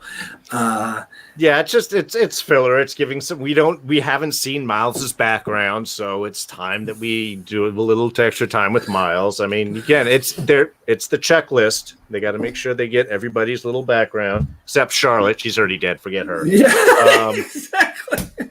And Colonel Doomsday says what I was thinking as well, that's an awful title. Yeah, Some Like It Hoth. Just because there's a little bit about Hurley writing the script for Empire Strikes Back. Sure. They're going to title the whole episode off of that. I don't know. For this one little reference, and that's fine. It's nice. We find out the dad connection, and we get the whole thing with that. And it's nice that Miles gets that shot of his dad with baby him actually reading to him and taking care and laughing, and was like, oh, maybe my opinion of my dad is incorrect. Maybe the stories I've heard are a little bit wrong. That's kind of a sweet moment. They're very good at playing with emotions. Do much with this in the future, though. No, they don't. They use it when they've got to get up, when they announce the whole, like, we have to get stuff done, and so it kind of plays forward on that a little bit. But yeah, that's it. I literally have like 2 notes on this episode, and that's it. So all right, so let's go ahead and move on to the next episode, which is The Variable. Now, this is the episode my brother points to as the episode where the show jumped the shark. Because this is when, and it's funny because a lot of people apparently love this episode and rank this really highly and say it's one of the better episodes of the show. I'm with him on this. I don't know. He thought it was one of the worst episodes of the show. I don't know if I go that far, but I still can see his point because this is where Faraday brings up the idea to alter the past, which, as I've been saying, they've hammered this home that the rules of time travel is that you cannot change the past. Now all of a sudden he has this brilliant plan to set off a nuclear bomb on the island in 1977 in order to make it so the plane never crashed. And then they go this pretentious route of having this awesome character who could have been so great and contribute so much to the story. They kill him off for the sake of having this dark storyline of his mother being the one that kills him, and his mother knew all along that she was going to kill him, and she had to make him go to the island so her past self could kill him. Isn't that so dark? Not really. I would have rather seen him in this show more. No. As I mentioned when we did our last video, how excited I was when Jeremy Davies was coming to the cast. I'd seen him in a couple of films previous to this. Was really impressed with him as an actor, so I really wanted to see where they were going to take. I liked the whole Daniel Faraday storyline, the physicist, the guy's playing with time, and so on. And yeah, when they killed him like this, it's kind of like Charlotte. Even more so because I killed more about Daniel in this. I didn't get why they killed him. What again? To make it dark? Why that? And yeah, okay. So it gives the mom this whole thing like she had to live her life raising her son, knowing that she was going to die in front of him. But I just it doesn't. I didn't really like that one. So, Darrin, I want to tell you about something I don't know if you are aware of, but as this is airing, before season 5 aired at Comic-Con, they had this clip. Did you see this clip that they showed at Comic-Con? No. All right, because in season 4 they showed like the clip of the Orchid Station. Right. And then at the end of season 4, we saw the Orchid Station, so it came into fruition. So they showed the clip at the Comic-Con before season 5, so I'd assumed this would come into fruition. That's why I wasn't that shocked when they revealed Faraday with Pierre Chang, because the clip they showed is like Pierre Chang somehow sending a message into the future. He's like, I know you use something called internet, and George W. Bush is your president. And he's like, but he's warning people to reconstruct the Dharma Initiative in the year 2007. And then you hear someone's voice in the background saying, "Don't do this. It's pointless. Whatever happened, happened." And it's clearly Faraday's voice. So they were setting up for the storyline with Faraday and Chang, and he was going to somehow try to alter the past. And Faraday told him about the future, and they didn't fucking do it. Instead, they just kill him off. And I learned later that they had originally planned to do this, but they changed their minds. They changed direction. And that pisses me off because that abandoned storyline seems way more interesting than the one they actually did. Yeah. Now, I mean, it was interesting that we saw that Daniel was brain messed up because of his experiments. We'd seen what has happened to his girlfriend, and that being sending back was supposed to heal him. It was like, okay, because he did seem a little off, and he seemed a little better the more he was on the island using the healing powers of the island. Okay, that's kind of interesting. Though my favorite, of course, is please stop shooting at the thermonuclear weapon. I mean, the whole idea of like, let's go track down this bomb. We know nothing about disarming a bomb. We only got like 2 hours, but fuck, Saeed's got some instructions, right? We're going to read off of the book. I think you're jumping ahead to the next no, that's the next one. I'm sorry. But still. Save that joke. I told that one too early. I'll tell it again later. But no, I mean, there's the whole idea of like, let's go get a nuclear bomb and set that off. Because if that's wrong, that won't just kill everybody around there. But the thing is that I kind of they had this deleted scene and they had this that explained it a bit more, and the producers talked about this a bit more, and I could kind of buy what they're getting at, is that and that's normally you can't change the past, whatever happened. But if you do something huge, then that could completely alter the timeline. And so, like the metaphor they gave is that if you throw rocks into a river or stream, the stream just keeps flowing over top of the rocks. But if you throw a boulder into the stream, then it creates a whole different stream. Okay. And so the metaphor I thought they were going for is that there would be two different timelines, one where it changed and one where it doesn't, and we'll get to season 6, but but that's not what they did. And it seems like that's what they should have done. I would have bought that, I would have been okay with that, but that's not what they did. Yeah, they would have needed at least one more season to wrap that whole thing up, God damn it. Anyway, all right, let's go ahead and move on to the next episode, which is Follow the Leader. I don't know. What do you have to say about this episode, Darrin? I don't know if I have much to say. Yeah, I was gonna say. Let me get. It's just going back and forth. Oh yeah, this is the bomb disarming one. Yeah. That's well. I mean, that's what I'm saying. It's just like, okay, so we've got this journal, we've got this time crunch. We're going to go down to this old leaking nuclear bomb that was supposed to be buried, which they didn't bury. They just put in a cave. Not the same thing. And they're just going to be able to just disarm and take out the very tiny little firing part of it that's easily backpackable form.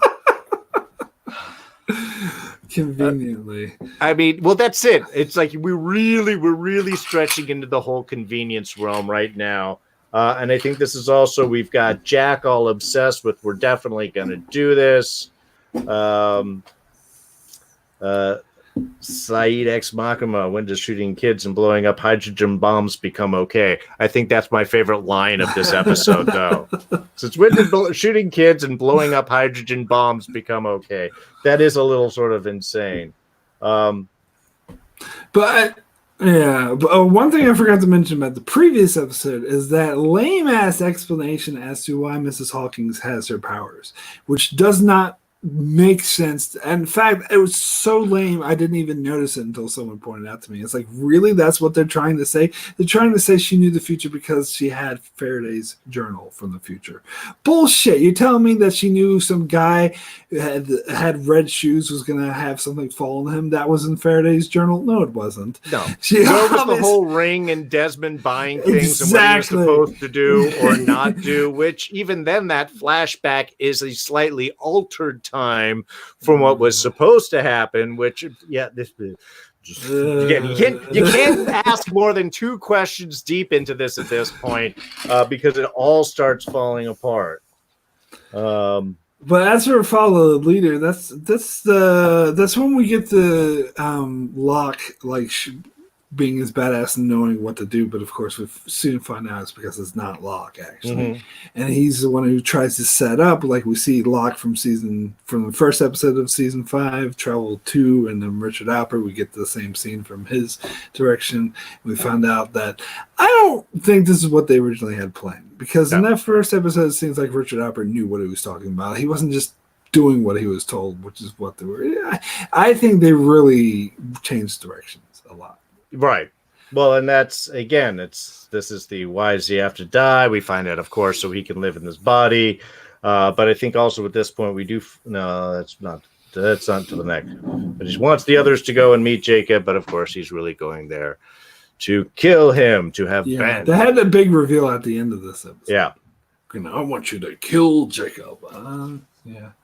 Who cares? All right, let's go ahead and just jump into the next episode. The 2-part finale. Talk about both parts at once. The incident. So, first thing I want to say about the incident, and this episode's so disappointing, I think. Some people, again, rate this really highly. I was hugely disappointed because when I first heard, they're going to show us the incident, that's going to be amazing. It wasn't really. Yeah, but one thing that really bothered me about this episode in particular was how Ben told, and this was a giant retcon, that Ben told Locke, or he thinks is Locke at this stage, that when he took him to Jacob's cabin and the house is shaking, that he was just pretending and it wasn't really. I think we talked about this before. Yeah, we did. It was really an annoying switch. No, it doesn't. That's a total retcon. They totally changed directions. That is not what they intended when they filmed that episode in season 3. And it's so obvious it pisses me off. Yeah. Well, I mean, and again, we get the opening shot here as we sort of see. This is when we actually, I think this is when we meet Jacob for the first time. Actually, is this when the first time we see him as a character? Yes, yes, it is. And we get the flashback. He's fishing. He's weaving. We got the giant thing. We meets his brother, and we're seeing that he's summoning a ship. This seems to be something that Jacob does, but the other guy wants to kill him, but he can't kill him. So, I mean, at least we start to get a little bit, looks like a statue of Sobek up there, the crocodile god. People online have figured out exactly who it was, but I can't remember. Okay. Let's see. We get some more traveling around. The thing with Jacob, though, the Jacob flashbacks, I actually like. That's what I like about this episode. I think the Jacob flashbacks were amazing, but the rest of the episode I could take or leave or do without. Well, we also get to see that Jacob can apparently leave the island anytime that he wants, which plays into something real interesting once we get into 6. But yeah, I mean, it's kind of interesting to see. Okay, he's played a part in everyone's life. He's, he gives Sawyer the pen when he's writing the letter, or he gives James a pen when he's writing the letter to Sawyer. I get the impression with Locke, we're supposed to believe that Locke was dead when. That's exactly what I was thinking when he touches him, and because he kind of wakes up at that point. Jacob kind of brings him back to life, because everyone's saying, "How could you? It's amazing! It's a miracle you could survive such a fall." But apparently, it was because of Jacob. Yeah, which I like. I think that's cool. I think that's really good. Let's see. And we get Bernard and Rose popping up along with the dog. Oh yeah. At this point, it was kind of they somehow survived the flaming arrows. They've been through the flaming arrows in the back. They made a deal with the others. I don't know. They've got some Dharma stuff. It looks like that they've sort of hijacked out. But yeah, they've just been chilling at the edge of the island for the past few years, just doing their thing. It's like they had no idea what to do with these characters, but they acknowledged that they're still around. They couldn't have killed them yet. We would have had to have seen that. No, that's right. She wanted to live on the island because of the cancer and everything. So, yeah, that's it. They're just living the life. Let's let them show up for a moment when the plot requires it. We'll see you again in season 6. X-Men in the chat says that Jacob flashbacks were awesome. A Locke reveal was great as well, but the ending with Jacob being a moron when Ben was just talking to him was annoying, and that's absolutely true. It's like Jacob was saying, if there's the one thing you would say to guarantee that Ben would kill you, he said it. Like when Ben was like, "What about me?" and Jacob's just like, "What about you?" It's like, duh, he's gonna kill you. Yeah, Jacob did ask for it right there. I've got the exact same note on that one, because it's like, you did. You asked for it, right? Here's somebody who's opening up about all the sacrifices, all of the lost, and you basically shit on him right there. Yeah, he's going to kill you. And in season 6, because a lot of people thought that he wanted to die, that he was Obi-Wanning himself. But in season 6, Miles confirms that Jacob did not want to die. I'm like, really? He went about a strange way of showing that he didn't want to die. He could have said almost anything else and have been in a better position right then than just throwing that line back into Ben's face as he just rightfully asks all of these questions about what's going on, what's our motivation. Okay, this is where the joke about not shooting at the thermonuclear device is supposed to go. Yeah. That was it. Also, okay, my favorite bit, Juliet, who gets boloed by these chains, apparently, that get sucked in, but managed to wrap completely around and get her sucked into the bowl. Okay, strong enough that they can't pull out. then finally she falls, not just falls these apparently hundreds of feet from what it looks like. I don't know, enough for her to disappear into distance. Not only just with gravity, but with the added attraction of this massive magnetic pull. And yet she's still alive at the bottom of the hole. And more to the point, the nuclear bomb that was supposed to be set off to be dropped hasn't gone off, but she's managed to hit it a couple of times with a rock. And that sets the whole thing off. This is just like, I mean, really, the minute that they showed down to Juliet being alive, it was like, oh, no. Oh, yeah, hit it with a rock. Yeah, that's just, it's not even a hard hit. It's like, eh. Well, of course, the reason why Juliet has to die is because the actress wanted to do V. Okay, and that makes sense. That's a reasonable request. But yeah, again, another character we all build up and just, we got to kill her off. Okay. And let me just say that Brzezinski is not a good villain. I don't really care about him. I don't find him menacing. I just find him annoying and dorky. He's an unnecessarily angry man. Every scene is him yelling.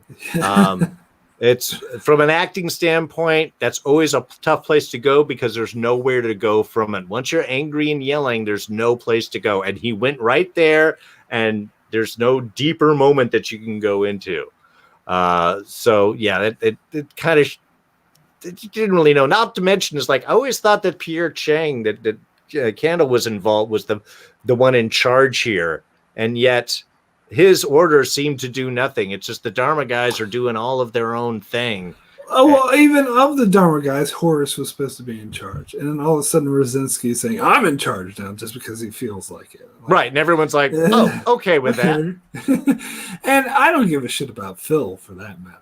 Mm-hmm. Like, the show tried to make a big deal about Sawyer killing Phil. Hey, Phil, I got your revenge. Who cares about Phil? Yeah, nobody cared about Phil. He was meant to be tied up and left in the closet, and then they had to pull him out and make him angry, I guess. So I'm not a huge fan of this two-parter. Like, I love the Jacob stuff, but I don't think this is one of the best two-parters. I think this is kind of a failure.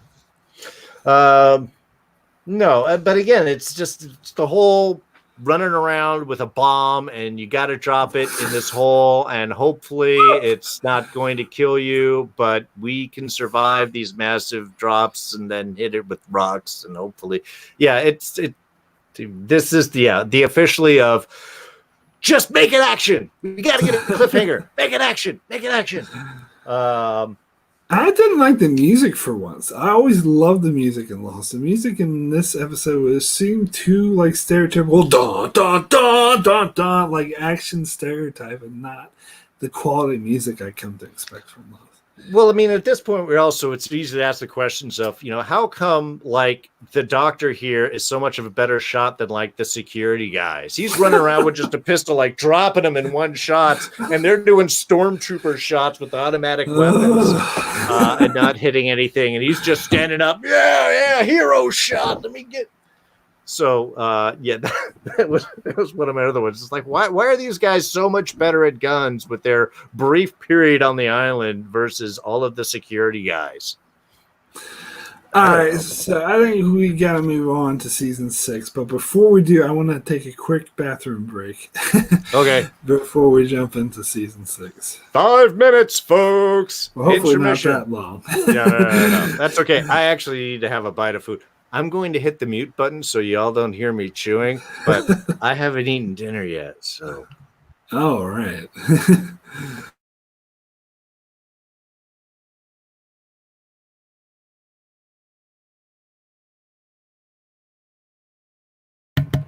This is probably great to look at, too.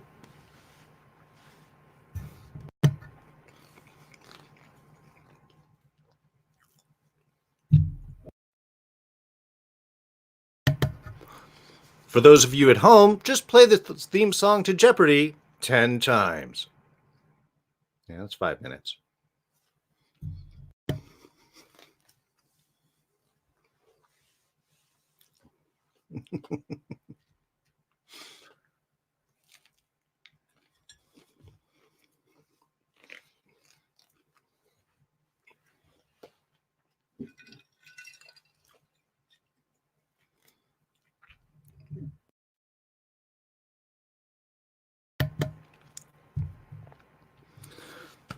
You guys been watching The Mandalorian? A lot of fun. Live action cartoon. Good times. Let's see. I think we're going to be doing going to be with Mark doing a live watch of Force Awakens next month. I think he's going to do Force Awakens and Last Jedi before we get up to Rise of Skywalker. So something to put on your calendars. We'll be doing a live viewing of and commentary on the Force Awakens coming up next month. And then I think he's doing with Acton. He'll be viewing Last Jedi. So that'll be kind of fun. Okay, so I'm back. People enjoyed watching you eat there. So Danny Singh giving the example of what I was talking about. Some people actually liked the season 5 finale, and fair enough. If you did, you thought it was outstanding. That's fair. I personally did not. That's just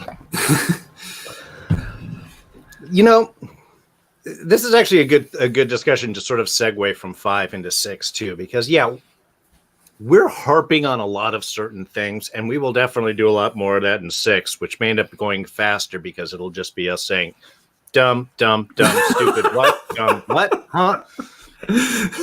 But even amongst all of that, I don't want to downplay just how good this show is. Even now, it is very rewatchable. Even their bad episodes are better than a lot of the stuff that's on TV right now. Well, I don't know if I get that far. I would say the majority of episodes. The majority of it is. I mean, everybody has sort of bad episodes and so on, but they do a lot of stuff right in the show. They do have some real strong characters. They've got great actors that people buy into. And I think that ABC and even a number of the other networks have been trying to recreate the magic of Lost since it went off the air, or more to the point, since the first 3 seasons. Because I'm going to say, I think the last 3 seasons, they were also trying to recreate a lot of the magic that they had, certainly in the last 2. But I think there's still a lot of that magic and intrigue that they've trying to do. I mean, Terry O'Quinn, 666 Park Avenue after this. Right now, he's on Emergence. They're still trying to use him as the strong, mysterious figure to sort of lead these, be our guide through this. We had Flashback that tried to bring in Dominic Monaghan and such, and do kind of a flash forward, kind of idea. So I think there's been a lot of shows that have tried to capture what Lost did during its period. So yeah, we're going to harp on it, but it's still a really good show that resonates even today. And yeah, I do. If you like season 6, you might not like what we have to say going forward. We're going to be very negative. I will warn you about season 6, especially, even more so than 5. But that being said, even a lot of the issues, I agree with Darren. Lost is still one of the best shows ever made, and I will still put it in my top 10 of the best shows ever. Mm-hmm. But with season 6 in particular, even though I do think it's terrible, I see there's a lot of production reasons, the reason that were beyond the writers and the creators' control, that they didn't have control over. The fact that they only wanted to go for 4 seasons, but ABC forced them to go for longer. And they were the first show to do this kind of format on a regular thing. And so it was kind of untested. And this is something that's been ironed out now with more modern shows. So if it came out in more modern times, it wouldn't have as many issues. It would have shorter seasons and so forth. And they would have had to spin their wheels for so long and could have come up with an ending that was better. Sure. X-Men in the chat here is, I think Lost set such a high bar that it's very noticeable when the scenes are bad. Yeah, I think that's an excellent point right there. Now, with season 6, I think one of the reasons that 6 might have such, because there's still some interesting storylines. There's still some interesting, there's some great emotional payoffs that they do in the season. I think the biggest thing is it's completely different from the first 5 seasons ahead of it. It's like they took the characters and wove an entirely different storyline that might hit on 1 or 2 of the points that the previous season set on, but it's almost a standalone for me, especially just rewatching it now. And also by the end of 5, I had really felt so much that they had jumped the shark, that they had gone too far. Even rewatching it recently, I got the exact same feeling of, oh my God, just where are they going with this? They're just sort of stretching things out. And by the time they got to 6, it was like, what? It forgot lore. It made up new things. It went into this whole kind of like God storyline that's not God's, but we need to be careful because we don't want to upset our Christian audience. So let's play a lot of Christian themes in with this, but not make it obvious. It's just, they were trying to weave so many different ideas in this to try and wrap up the storyline.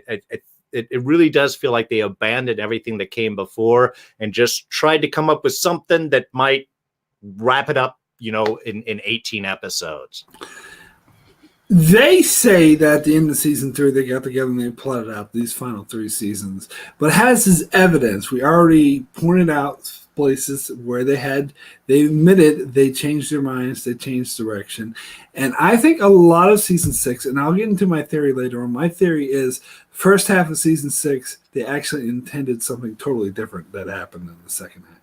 I think they changed directions mid-season with season 6, which is part of the reason why it's terrible. They didn't know what they were doing. Yeah. And it feels like it. It really feels like they're making stuff up as they go. More than even 5 did, I think. That sort of had an idea. And like I said, now it's like they just top everything out the window and are like, let's just start from scratch. We'll just take the characters everybody knows and put them in a new adventure. But the thing is, part of the problem, I think, with season 6 is that they were lied to heavily on these member berries. Oh, you remember Libby? Do you remember Ethan? Well, here he is. Oh, you remember Micaiah? But they don't do anything with them. They don't tell them and use them in a constructive way. They just say, oh, remember this, remember that, without actually driving the story forward or doing something important that made us feel like all the mysteries were earned, and that there was a huge payoff to all this time we spent earlier, and that's not what they did. Instead, Easter eggs do not make a season. Exactly. You can't fill an episode just with Easter eggs. They're fun as a part, and the rest of the story is developing, but you can't make up a whole season just putting Easter eggs. So we go, oh, okay. Oh, yeah, there that is. So X-Men says, Mark, I only like season 6 because I really love the Smoke Monster and he was a complete badass during the season. There are good aspects of season 6. That's for sure. My favorite aspect is Jack's character story. I will get into that more, but I really loved what they did with him. Now, I think we should start, but before we do, I just want to mention something real quick. As much as I don't like season 6 of Lost, if I had to compare it to the final season of Game of Thrones and say which one was better, I'd choose Lost. I'll make that clear. I would choose the final season of Lost over the final season of Game of Thrones. Well, they didn't really do a shortened season. They did, if anything, they almost had too many episodes that they had to fill. It was like the exact opposite. But it is an interesting thing for 2 shows that had great, strong beginnings and huge fan service that by the end just couldn't stick the landing. All right, let's get started with the first episode, with this LAX. And this is another episode, actually, I still think at this stage the show could have been awesome. They could have salvaged it. When I first saw this episode, I thought it was the best thing ever. I was amazed by it. The whole concept of there being this alternate timeline where the plane never crashed, and you see the island underwater, and you see the statue underwater, which apparently means nothing. And I think it actually contradicts what they reveal at the ending. So not only, this is what really makes me think that they changed direction, because not only is it pointless, okay, let me just say this here, because I said full spoilers, and I'm going to go full spoilers. I'll talk about the ending. And the ending is, it's a whole Flash Sideways reveal to be some sort of afterlife. And it's implied heavily that it's only in the perspective of those who were there, like the people from the island. It's just their perspective. So their perspective is the only reality. Like, so these other people aren't really real because Locke says to Jack, you don't have a son, so he doesn't really exist. The island scene, the scene we get with the island underwater, is shown outside of the perspective of any of the characters. Therefore, it is completely inconsistent with the ending, because if this afterlife only exists in their perspectives, and how come we, the audience, are being shown something outside of their perspective? It's inconsistent. So I think the only explanation is that's not what they were planning. Well, yeah, because that's what we're implying. It was the nuclear bomb was, or the hydrogen bomb was supposed to fix the thing so that all that stuff never happened. Okay, the result of that is it sank the island, and this is that alternate future that would have been if they had never crashed and been on the island, because the whole incident thing destroyed the island, was stopped and destroyed the island. That's exactly what it feels like. That's the only way, because you see the Dharma stuff, Dharma village underneath there as well, with the foot and everything. So we know that it had to have been around that era and that's time. And then we get the island stuff where it doesn't. So yeah, it does sort of feel, the idea is we have sort of a split reality at this point, which, yeah, is kind of an interesting point. The only problem that I had, and why 6 really lost me very early on, is I don't care about them getting back, if the crash never happened, and seeing what their lives would have been like. I don't care about that. That's not the interesting part of the story. The interesting part of the story is what's going on the island. It's an interesting idea, and if you were just sort of touching on that, that would be one thing. Or if it developed into something more interesting, fine. But at least for that first big stretch of episodes, we get I think there's sort of an indication at one or points here that that things are starting to look familiar, or people are looking familiar, but we don't know why. So maybe there's memory of this, alternate reality is bleeding through, or something like that, which could have been some interesting directions to go in. But to me, it started getting disappointed. One, that didn't pay off, and two, like I said, much less interesting of what would have their lives been like if they hadn't crashed on the island.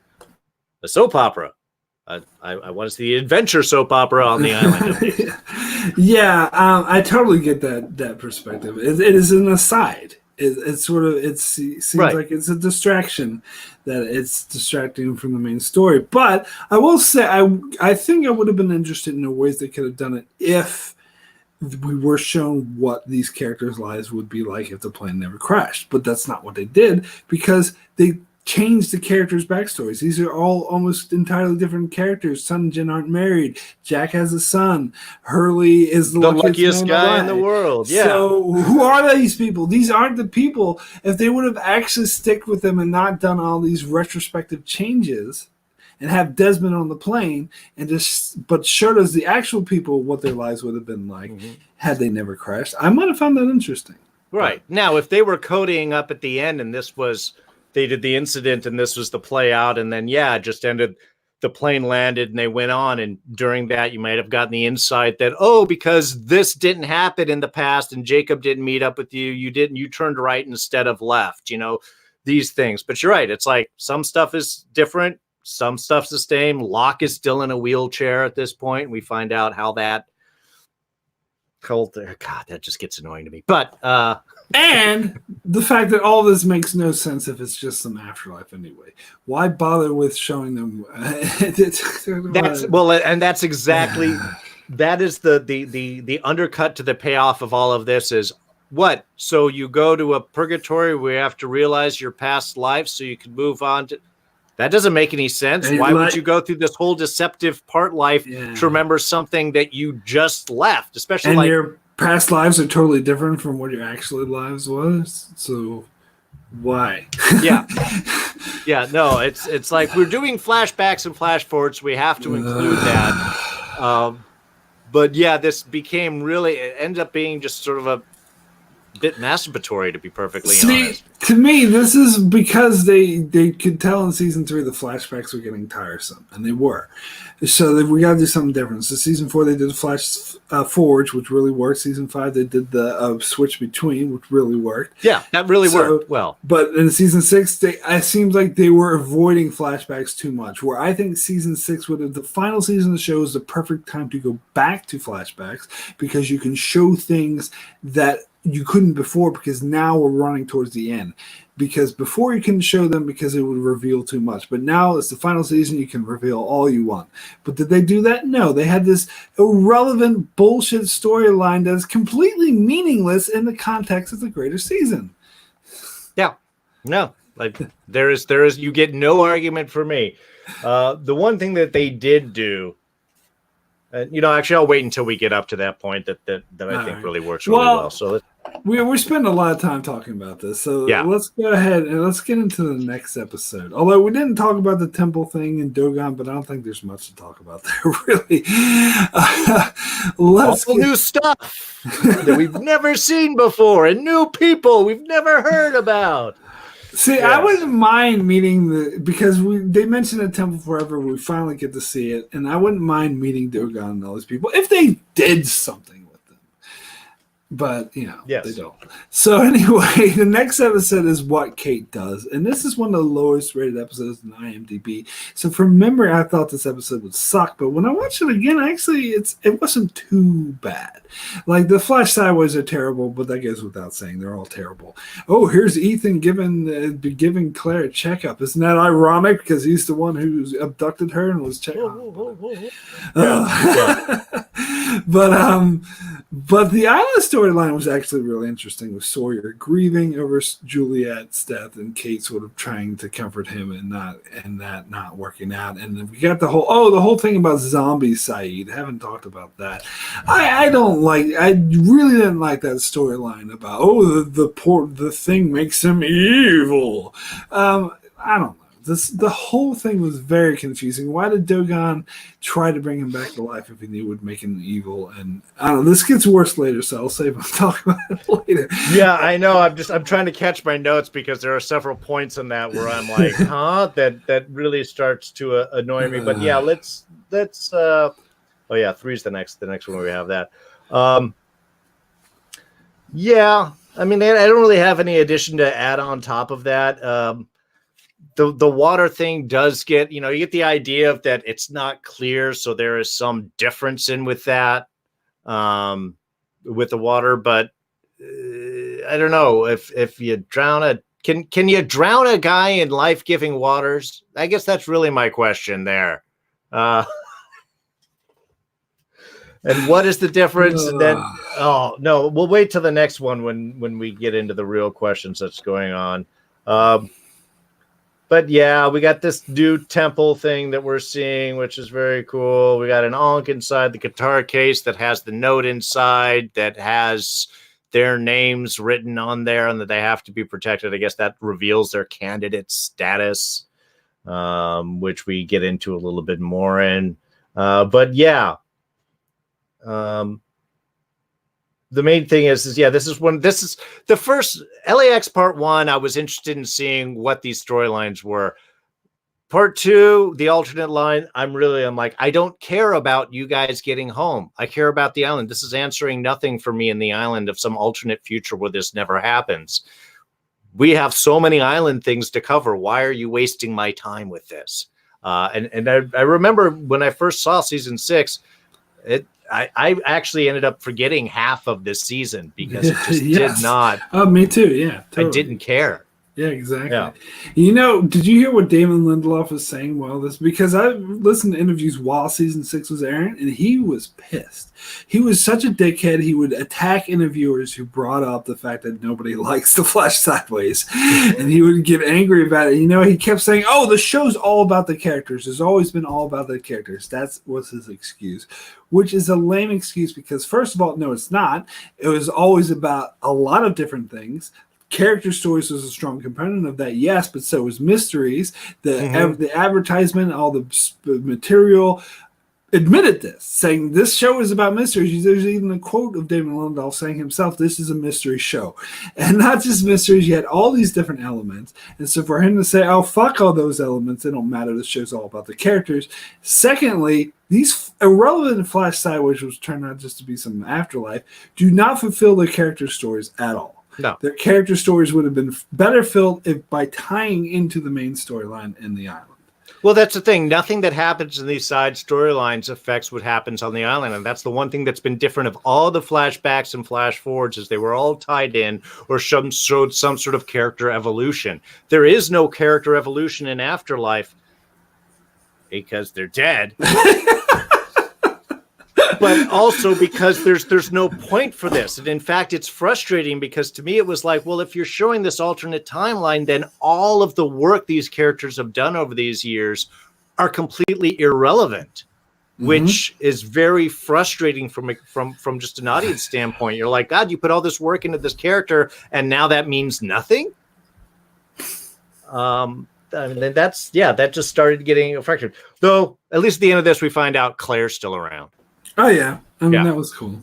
You know. But anyway, let's go ahead and get into the next episode, which is The Substitute. I think this is where we see Claire, where she's like torturing that other guy and acting all like nuts. I'm not sure I like what they did with her. They're trying to make her too much like Rousseau, and they're copying off the fact that she was trying to get her baby, and she has this pile of rocks or something. She says, that's my baby, or something like that. I don't know. I think they went over the top with her, but it's not a huge complaint. Again, Flash Sideways, who cares about them? We established this. Locke is married or getting married or whatever, and I don't know. Who cares about any of this shit? But then there's the big reveal in this episode of the candidates. This is when we first learned about the candidates, and I remember when this episode first came out. Again, I was amazed. I was like, this is amazing. Okay, these Flash Sideways are losing me. But this is amazing. The concept that there's this cave, there's names in the cave, and they're the candidates, and that's why they're brought to the island to take Jacob's place. This is sort of tying in the major themes of the show. And I do like this, and I stand by this, that I did like. I like, for the most part, the island storyline. For the most part, there are some nitpicks I have. But the main thing about there being candidates trying to take over to be protector of the island, I think worked. So I did enjoy that aspect of the episode and seeing like Locke, the smoke monster. What do we call him? They call him Locke, which pisses me off. It's not Locke. There's a fan name for him was Flock. So like fake Locke, whatever. Oh, we're back.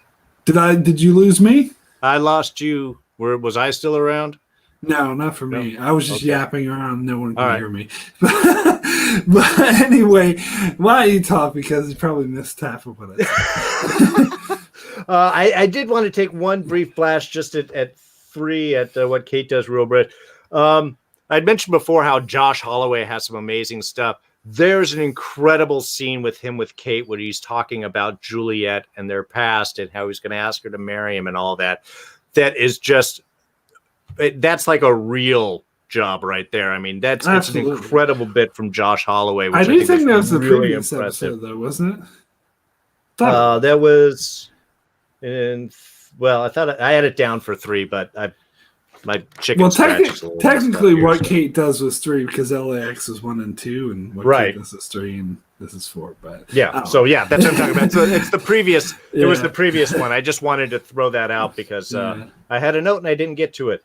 And yeah, this is also where we're dealing with so much intentional not telling anything. Dogon's not talking to there's always these half answers that are given to Jack and the questions and everything, which gets to be real frustrating.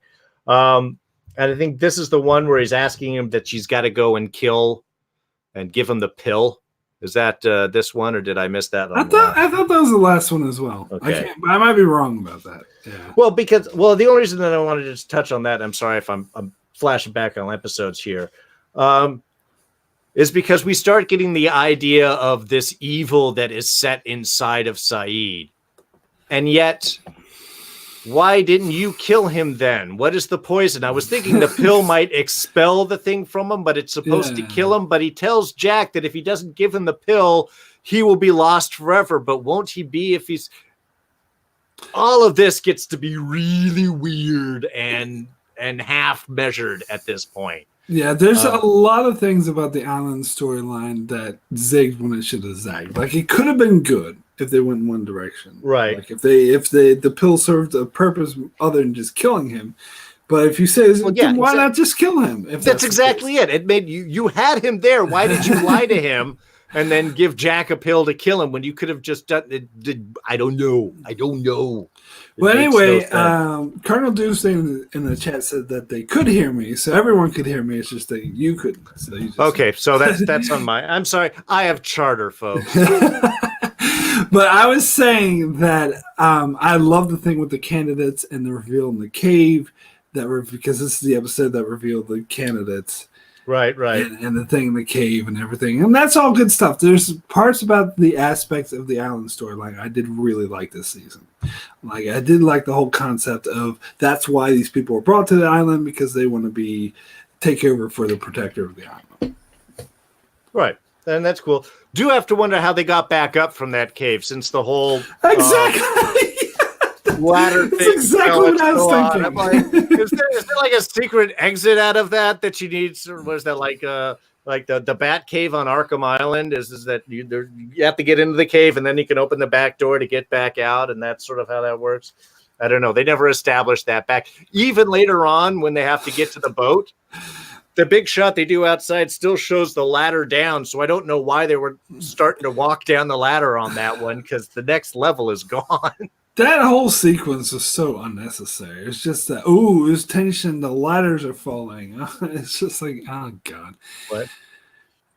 Oh, and we've got more burying people. They do a lot of burying. We had taken time out to bury Juliet. Here we're burying Locke's body. Yeah. Lot of burying people. A lot of time taken to bury people on this island. Digging a hole's hard, folks. I got to talk about Locke. The fact that why not just have the Man in Black? Because that's who it is. Because they want Terry O'Quinn to be in the show. This is a cheap way. And the fact that everyone keeps calling him Locke, and I've heard theories, is because they were trying to tie back to season 1, because season 1 Locke was seen more of an adversary, and it was all about the fight between Jack and Locke. So they want to keep that theme, so that's why the Man in Black looks like Locke, and that's why everyone calls him Locke. And I think that's cheap. I think that's bullshit. I think they should have just, if you're going to kill a character off, then the actor's gone. You have to live with the consequences of killing the character off. It's a cheap way to keep this. He's a great actor, but it's a cheap way to keep this actor in the show, and they should have just cast the Man in Black to play this character. Well, and they do a few things here too. One is where they talk about that Richard actually doesn't know anything. He's just been running errands for Jacob, but knows nothing. He doesn't know what a candidate does. He doesn't know anything. He's never asked. He's never really secret. He's just a blind messenger guy, which doesn't make any sense at all. We do have Locke. Well, there's an interesting point here where Locke, where the Man in Black starts acting like Locke. He's like, they don't tell me what I can't do and such, which might have been an interesting storyline if you could see the two personalities blending, and maybe that would end up being something that wasn't expected and could have been a weakness that could have been exploited at some point. But again, it's nothing that ever gets paid off. No. They play with it for half a second. And then they let it go. Sorry, always zigs when it should zag. Right.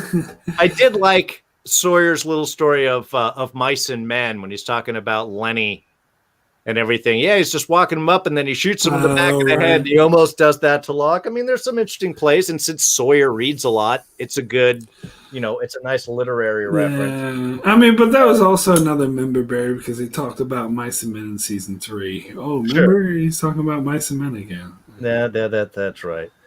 Let's see. Oh yeah, I love the funeral. Of course, Ben's like, you're a better Ben than I ever was. And my favorite is Lupita's. Lupita's gets to do all the side comments this season with this is the strangest funeral I've ever been to. But like, the best... sorry I murdered you. Yeah, that's the best quote. When Ben says, you're a better man than I am, and I'm very sorry that I murdered you. And he just walks off. Like, that was cool. And this is where we get the idea that Locke needs to leave the island with someone. I think that he talks to Sawyer about that there's some extra level to how he has to leave and go. Well, my impression was like he can't leave as long as the candidates are alive, and he's lying to Sawyer by saying he needs to leave with the candidates, but really he wants to kill the candidates so he can leave. Well, that's what they get to eventually, but right now, I mean, they're really playing on. And just real quick, your annoyance about the whole smoke monster looking like Locke, I agree with, mainly in the sense that Locke's whole arc is over with. This isn't Locke. So all of those lessons and flashbacks and moments and things and stuff doesn't apply. Exactly. This is a Flash Sideways episode where we see the Flash Sideways of Locke, and it's focused on this man in black who's not Locke. Yeah. Well, exactly. It removes all of the character drive and motivation and arc and everything else that you. Cardinal Doomsday, sorry I murdered you. What a gold ducat thing to say. Oh, right. That would be all. I can totally see that. But yeah, that becomes to me the annoying thing with the whole Locke characters, because it's like this is somebody completely different. This is somebody else, and all of that emotional connection and arc that you're trying to play with and pay off has no place here. You might as well have just let Titus keep playing the character.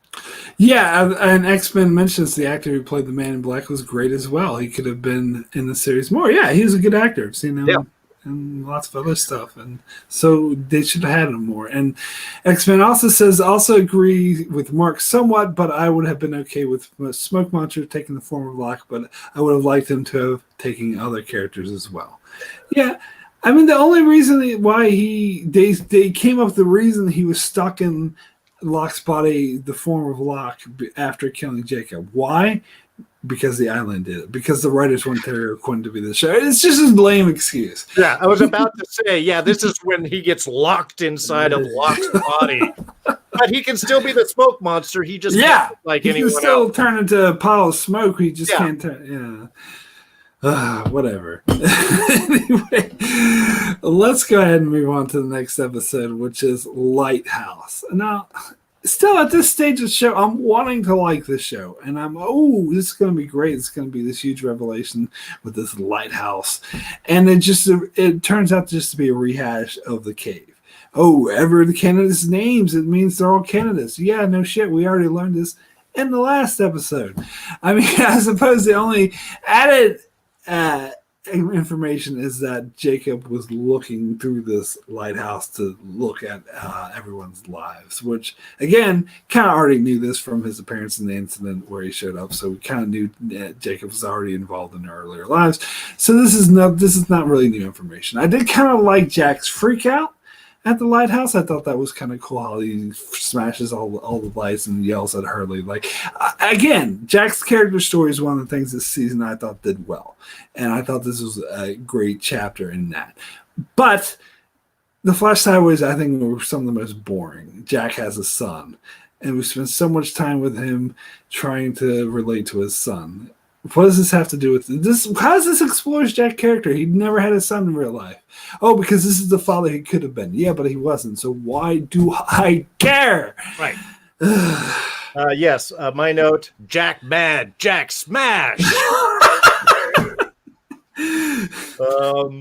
So yeah, that's the. I mean, again, that was interesting. You get to see. Here we can see that it's this lighthouse is magical, and you've turned the right way, and it zooms into somebody's house or whatever. They do the one comment, which, I mean, at least they included, but doesn't really dismiss it, of this giant lighthouse. Why haven't we seen this before? Well, I guess we just weren't looking. Okay, I mean, at least you said something. I will give that up, because we're starting to get all of this, the pyramid, the lighthouse, all these giant structures that we've never seen before. Moreover, this is on the shore, and we've seen how many times they circumvent the island and they sail around the island or walk around the island. They should have seen any structure that's on the shore by now. Right. So this is really, again, they're really making stuff up. that just gets thrown in. We never see the lighthouse before or after this. It's never referenced, talked about. I mean, the one excuse they could give that's almost as bad as the island did it is that Jacob was using his magic to hide it. Ooh. Sure.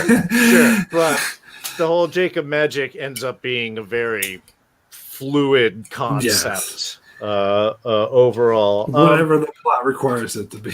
Right. In the side story, we do start to get some more of the idea of like there's some memory. Jack's looking at his appendix scar, which he doesn't remember having, and of course he had his appendix taken out on the island. That was a whole storyline. What was it, in 1 or 2? 4. Wow, back and forth. So that's kind of interesting. That's sort of an idea. Maybe there is, and to me, this is where I start to get the idea is, well, maybe they're trapped in some alternate place that they have to wake up from or realize, which they do sort of play into that concept later on. But to me, that would have made an interesting story of some sort of tie-in of why they don't remember and why these things are different. It doesn't end up paying off. Again, they're putting ideas, and like you're right, I think halfway through they just shifted gears on what they were going to do. X-Men says maybe they didn't know they were candidates yet. Yeah, they didn't know, but I don't know. That doesn't really. We knew, so it wasn't like a huge explanation. A shocking thing. It's stuff we already knew. But anyway, let's move over to the next episode. Which is Sundown. Now, I have a lot like the way who's George Costanza's father from Seinfeld? Is it Jerry Costanza? Is that his name? No, not Jerry. Oh God, no, I can't remember his name. That's the actor. No, the character's name. Yeah. I can't remember, but anyway, George Costanza's father he would say, "I've got a lot of beef with you," and as far as this episode goes, and watching it again, I actually realized how many plot holes there are in this episode. This is horrendously written. Like the main thing of this is when we get into why doesn't Dogon just kill Saeed? And then later in the episode, Dogon just sits there and lets himself be killed by Saeed when he knows that Saeed's evil. First of all, he doesn't kill him, and they never really explain why he doesn't. And secondly, he just lets him in, even though he knows he's evil, and he just sits there, opens up to him, leaves himself wide open, and lets himself be killed. And then the interpreter comes up and why did you do that? And Saeed just lets it start because of course he does. So this whole episode doesn't make any sense, especially that Dogon knows that he's the only thing keeping the smoke monster out of the temple, which this has never been established before. What sense does that make? Why is Dogon so special that if he's dead, then the smoke monster can attack the temple? Even though they have ash all around the temple, it's been established previously that ash. Are you reading my notes? Because that's everything I have right here. Yes. How is Dogon the one keeping the monster at bay? And why is him being dead allow him to come in? Yeah, I thought it was the ash that was surrounded. They've established that before. When they hear about it, they go and they're pulling out the thing and they're putting the ash around. So it seems that would be the issue. But no, it's this one guy that's keeping him away. That makes no sense. This is where I put my old question about why would you poison Saeed if you wanted him, or why would you give him a pill to poison him if you wanted it dead? Why don't just kill him? I like that Saeed comes up and stabs Locke right in the chest. I mean, that's awesome. Now, technically, Locke does say hello, Saeed, beforehand. But they never make it clear if that makes any difference or not. Well, and that becomes the thing is, what is this thing? Why is it in Saeed? How did it get into Claire? Why does it make you evil? And if it's in you, then you don't have any choice. Then did you know he was going to go out? And why did you listen to him when he came back in? On top of all and if he stabbed you and threw you in the water, shouldn't you come back? Yeah, that's what X-Men says in here. That I thought was great. That shouldn't Dogon come back to life since he fell in the magic water? Right. Jesus Christ. Now, I'm assuming, of course, I was going to say, I'm assuming that because the water had changed and it hadn't brought Saeed back, even though he did come back, that it's not the healing water. What did make him come back? He came back evil. But how did he do that? If it's the thing and the But smoke Dogon should come back evil. Yes, see, that would at least be a consistency right there. I don't know. Maybe it's different if you're shot versus your throat sliced. No, he was drowned. So yeah, can you drown someone in healing waters? These are all important questions. But what's important, really important, is that Saeed is evil now because they haven't figured out what to do with him for like the past season and a half. He's evil until he suddenly decides not to be evil later on, because that's the thing. That's the thing you can do. This is where the rules of the whole letting him talk to you will make you evil, but then it won't if you decide you're not. But then yeah. See, this is the thing. This is when you study how to write for fantasy sci-fi. I read a lot of books and did classes. 101, very basic rule. The first thing they tell you, particularly with fantasy, if you're writing a fantasy, you can do anything you want as long as you have a set of rules and you stick to the rules, you keep to the rules, you make very clear what these rules are, and you don't violate them. Now, with Lost, it's not that they're violating their rules, it's that they're not making clear what the rules are. And they're making it so the rules are whatever the plot requires, and that just doesn't fly. No, you can get away that for a short period of time if you then go back and fix them all. But it's a very, very limited thing the grace that's being given. So, yeah. And what the side thing is, the whole Saeed brother thing. Yeah, who cares? Now I want to talk about this because this is important, the Flash Sideways thing, because this are making it so Nadia was just his brother's wife and not his, because they're trying to shove the Nadia thing aside to make room for him hooking up with Shannon and the Flash Sideways later on, because the woman that he's in love with, he's been his whole life looking for, and that he got married to and spent years with, not important. The woman that he had a fling with that lasted about 5 days on the island, that's what's really important. That's the one that lasts. We gotta get that Shannon, that Maggie Grace back on screen at some point. Because she was the main character on the show and Nadia wasn't. That's why. Right. Yeah, exactly. All right. Anyway, all right. So let's go ahead and move on to the next episode. Dr. Linus. Dr. Linus. So this is, I believe, a commenter referred to this as the after school special. Now, this is another episode that a lot of people still love. It's rated quite highly. I remember when it first came out, people were saying it's the best episode of the season so far. I appreciate that you're trying to give Ben a redemption arc. I was about to say, Ben has a nice redemption arc in the sideways, pointless universe. Yeah. But no, his redemption, he does have one in the island story as well. And I like that. Sure. And I think the sideways bullshit does not work. I have issues with that as well, because I talked about this a lot. My brother actually disagrees, but I stand by this. That's not how blackmailing works. Like how he tries to blackmail the principal, and the principal is like, well, if you do that, I'm not going to let Alex go to this college. I'll torture her career. That's not how blackmailing works. Ben could be like, well, if you do that, I'll torture your career, so you can't do it. Ben has the upper hand. He has the incriminating evidence that's going to make him lose his life, lose his job. He's not going to do it just to spite Ben. That's not how blackmailing works. So and they're trying so hard to make an analogy to, Ben's doing things right this time in this pointless afterlife bullshit, that he's, instead of in the real island, he let his daughter die for his power, but here he's going to give up his power to benefit his daughter, even though that's actually not what happened in season 4. He let Alex die because he was sure that they were going to kill her anyway, and that they were going to kill all of them if he gave himself up. That's why he let her die. It actually had nothing to do with his power, but whatever.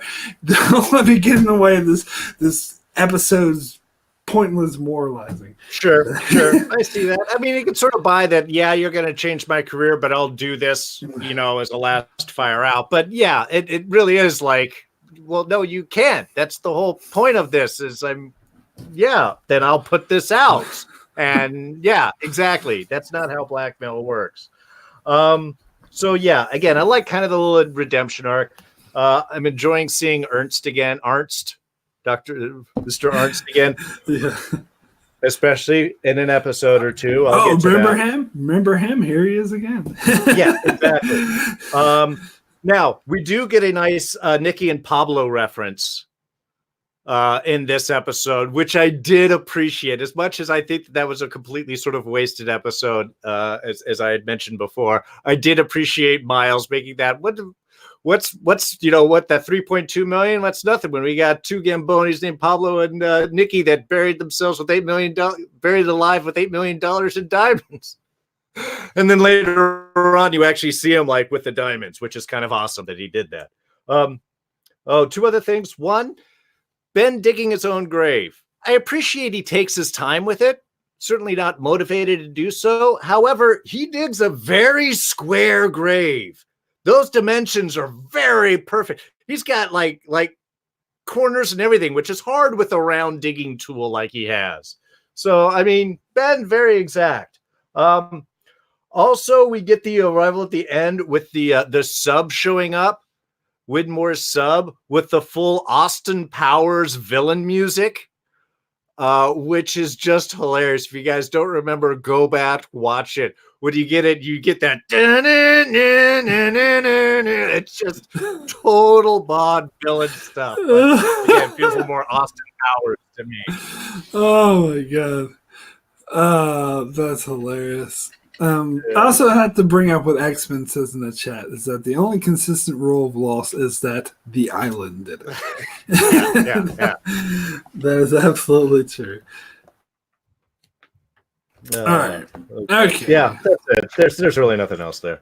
We get the Black Rock popping back. Oh wait, was that? Here. Oh, this is actually my favorite part of the episode. I gotta talk about that. The crazy Richard's starting to lose it here. Yeah, and Jack just sits there with dynamite, and it's like it's not going to go off. See, again, I love Jack's character arc, and I thought this scene was so intense that Jack was so sure of his faith in the island, and I love that role reversal, how he was the man of science throughout, and he was fighting against Locke, but they make it clear that he was doing that because he was trying to suppress something that was actually there within him. All along, and that's what they show in his flashbacks, and that's why I think his character arc really works for the show. It's too bad that they couldn't nail everything else around this. But anyway, I just thought that was kind of a cool thing. I love the Black Rock. I love the idea of the ship and so on. So it's kind of a cool set to get back to, and the fact that Richard's like, all right, I'm done. It's also I can't. You got to do it. Setting up for the Richard backstory as well, that he comes from the Black Rock. Sure, which is nice. Though it does change the thing, and later on you find out that he asked not to die, so it shouldn't matter whether he does it or somebody else does it. But again, let's not worry about specifics here. All right, let's go ahead and get to the next episode which is Recon. I think this is when I finally came to terms with the fact that the season was not going to be good. Because this Flash Sideways, I think, was the most outrageous. Sawyer's a cop, really, and you have the scene where he's like, when he's talking to Charlotte, it's like, well, I thought to myself, I'm either going to become a criminal or I'm going to become a cop, and I chose cop. That is the dumbest thing ever. And I don't know who this guy is. Who the hell is he's not Sawyer. He has no resemblance to the character I know. Why do I care about them? Why do I care about anything that's going on in the storyline? Why? It's We don't. That's the thing. We don't care. That's why it loses audience. Again, I literally so much was like almost like watching this for the first time, and then I'd see a scene, I'm like, oh, I remember seeing that, and then the whole rest of episodes would like, I don't even know if I actually saw this or not. Let's see. Okay. Oh, there's a shot where they get back to the bear cages on Hydra Island, and it was Sawyer picks up Kate's dress, which is still in excellent condition after sitting out for 3 years in a bear cage under all of the rain and weathering and stuff that happens. Man, I don't know what that stuff's made of, but that's some quality material right there. God. It's member berries. That's all it is. Yeah. There is actually a really cool shot when Kate comes up and they're in Locke's camp, and she goes and sits by Saeed and asks, like, are you okay? And Saeed's got this look where it's almost like one eye looking one way and another eye looking another way. He's just, no. He's all just kind of crazy looking. It's just a really cool moment where Saeed gets this, like, he's evil, but he's like this dead inside. He talks about later on where he can't feel anything, which he can't until he can. But it is one really cool shot of just Saeed looking crazy, and then I think, and Kate gets jumped immediately. Well, no, the actors do an amazing job. They do really good with the material they're given, but the material they're given needs a lot of work. The material they're given. Yeah. But and as far as one other thing I got to talk about really pissed me off in this episode is it's again, we're getting with the writer's tendency, because they had all these extras that's been in the shows since the very beginning. They just killed them off in season 5. And now they introduce a whole nother group of extras, and they kill them off, and they're too lazy to even say how they died. They don't even say who they killed them. I'm talking about the 316 survivors. Just Sawyer finds them dead, and like how they die, and he asks, he's like, Widmore's number 2, and she's like, oh, I don't know, we didn't kill him. They're too, is she lying? What's the smoke monster? Who cares? The writers don't even care anymore. They're like, oh, we're sick of extras. Like, they killed off all the others in the temple thing in episode 6, the Sundown, and now, we have more extras here from the plane. Let's kill them off too. Kill the extras. Kill them. And to me, that is just such lazy writing. That's the thing. It's like, was there a coup? Did somebody go crazy? Was this a murder spree? Was this just bait? There are a lot of questions that get raised on this. And again, it's just like, no, don't think too much. We got to keep moving. It's very clear who killed them. The writers did, because the writers don't want them on the show anymore. Them murderers. They don't even care anymore. They're too lazy to even give an explanation of how they died. So much they don't care. Anyway. Let's talk about Richard's story now. Yeah, so let's take a break from all this garbage and get to the only good episode of the season, Ad Eterno, which I think the entire season should have been in the same vein. I think they could have. I am of the very strong belief that they could have made the entire season, instead of just one episode, that have this feel, this powerful emotional story, while revealing a lot of mysteries, solving a lot about the island, filling a lot of blanks, and tying in things to earlier mysteries. And at the same time, at the heart of it, you had this awesome character story. Now, this is what a character story actually looks like, not the fly sideways bullshit, but the beautiful character story of Richard Alpert's backstory, which was even much better than we were hoping it would be. Where it's a very tragic story. Now, granted, they kind of retconned the Black Rock, because when they said it sailed from East Africa, and all of a sudden that's changed to the Canary Islands, which is kind of near Africa, so they can trying to get away with it. Africa-ish. But it's still obviously a retcon. But I don't care, because it's such a great story. You see the Man in Black, the origin of, not the origins of him, but basically you see him in his prime, and then Jacob, and then trying to take over the island. And of course, you get his tragic love story with his wife, and how she died because the rich doctor wouldn't help, and how he got arrested for his murder when he didn't. Like, that was all very tragic, leading up to him thinking he was in hell, which I thought was perfectly great. I have some issues with the island storyline of it. It seems to Richard Alpert seemed to forget the last couple hundred years and revert back to the person who was, or all of a sudden he thought he was in hell, which he fucking knows better. But so that I kind of had issues with. But the backstory of it, I do think this is one of the better episodes of the entire show. Again, it really have been wanting to see what Richard's story was. So this is definitely something, as fans, we've been waiting to see. So I was very excited about this. I noticed that throughout this, in the current island storyline, Richard's getting, like, his voice pitch is getting higher. He's lisping a little bit. He's sounding more panicky like this. which is just an odd, considering he's been such the kind of calm, cool, knowledgeable character, is really an odd, panicky direction for him to go in this, which honestly was a little bit annoying.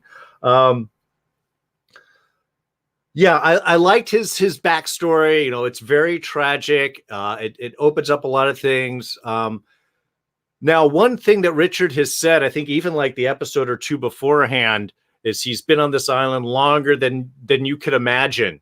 It's about 150 years, which is not longer than anyone can imagine. That's like 2 lifetimes, maybe 3 or so, depending on how long that you live and so on. So that was one. Also seeing that the Black Rock is what took out the statue, that it existed all that time until some giant wave came it up, which I don't know, was that Jacob delivering it? Was the Man in Black delivering it? Don't really know how that particular tidal wave came in, but didn't do any other damage, but sent the ship inside. So that was all a little weird.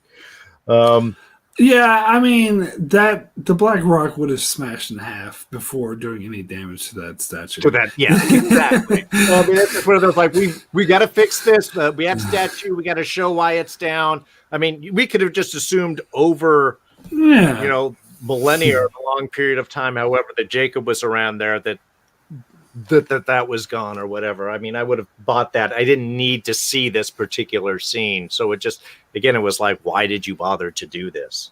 But it is interesting that Arts was right back in season 1 when they saw the Black Rock in the middle of the jungle, and he's like, "Oh, a tsunami swept it up here." Yeah, he was right. Yeah. Now with this is where we get into the whole if the Man in Black talks to you, have to do what he was, because he talks to Richard. He does the whole thing. He gives him the dagger, one that looks very much like the one that Dogon had given Saeed to kill the Man in Black with.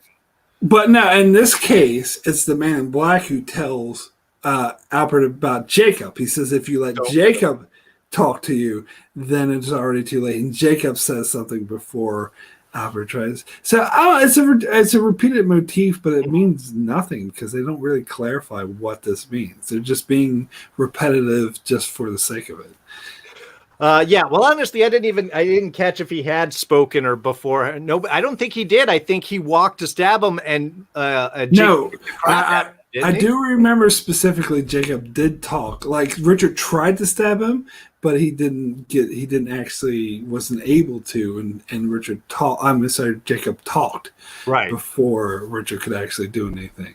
Okay, yeah, I was trying to rewatch to be sure, because that was one thought that I had that, again, yeah, it does seem to mirror, but it's like, well, this person talked, but do it before he talks. If he talks, then you're on his side. But if you come back and then I can talk to you, but you're not going to be on my side because now you've committed to Jacob with what you're going to. So, yeah, okay. At least he opens up and says that, well, I'll take you back at some point if you want, and that the offer still stands. But yes, this becomes very much a why are you here, and why does it work going this way, but it doesn't work going the other way. And again, we accept it because we're still bought up with the whole Richard tragic storyline, and I think the episode leans heavily into our connection with that, willing to dismiss some of these others. Like, again, if you think too long, like, but why did he talk to Jacob? But that was okay. But then he talked back to him, and he didn't become evil again to do the. Well, I mean, that's stuff I am willing to go with because the story does really work. And well, you emphasize the you always have a choice. Yeah. But again, sometimes you do and sometimes you don't. But you get that ghost scene at the end with Hurley filling in the role of Whoopi Goldberg, telling him, from the movie Ghost, that basically did the same thing. But that was good. That was a great scene. It was very emotionally effective, and it was Richard sort of coming to terms and with actually getting to talk to his wife for the first time in hundreds of years. So that was great. I do think this is a really good episode. And that was a really sweet kind of final shot there where, he's got the hand on and then it moves back and then she's gone and so on. So, yeah, I mean, again, it's sweet, but it really leans heavily into the connection that we've got with Richard for all of that episode, I think, to really work. All right, so I think our timeout is over. Let's get back to talking about this crap. Let's get back to episode. What are we up to? The package. What did I say? I said in my review, this episode can suck my package. Yeah. This. I don't like how they kept Sun and Jen apart for the. Why are they keeping them apart just when they're about to meet? All the other characters meet up, but they're purposely keeping them apart.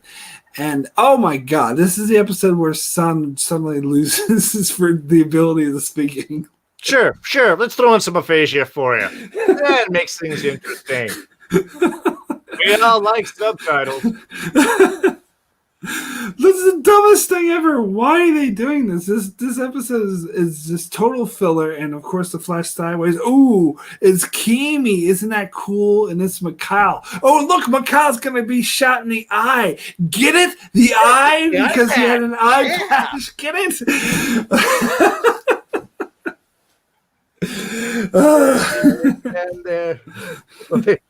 I think I have my note for the end of this is so they dragged poor Desmond into this. When we get back to the last island shot, it's like he gets pulled out of the sub. I'm like, oh, poor Desmond. Thought that you got away from all this and was on the side, just in the hospital, beating up Ben Linus. Nope, you're back. Well, Henry Kruzak's name was in the credits for the entire season, so sure. they have to show him something. Well, and I love the guy. I'm really excited every time I see him pop up in something. So, and great character in the show. Really a good character. Yeah. And I think I've got notes later on for Desmond, which will be a lot of fun.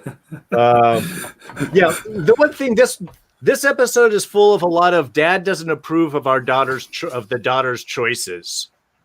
Because we've got the son's dad that's trying to get Jin killed because he doesn't want him seeing his daughter. And then what's with the island one? We've got nothing what it was like in actual reality. So why do we care? Right, I know, and that's the thing. It's like what? None of this makes any sense of why it would be like this. The Mikhail. I'm trying to catch all my Jin.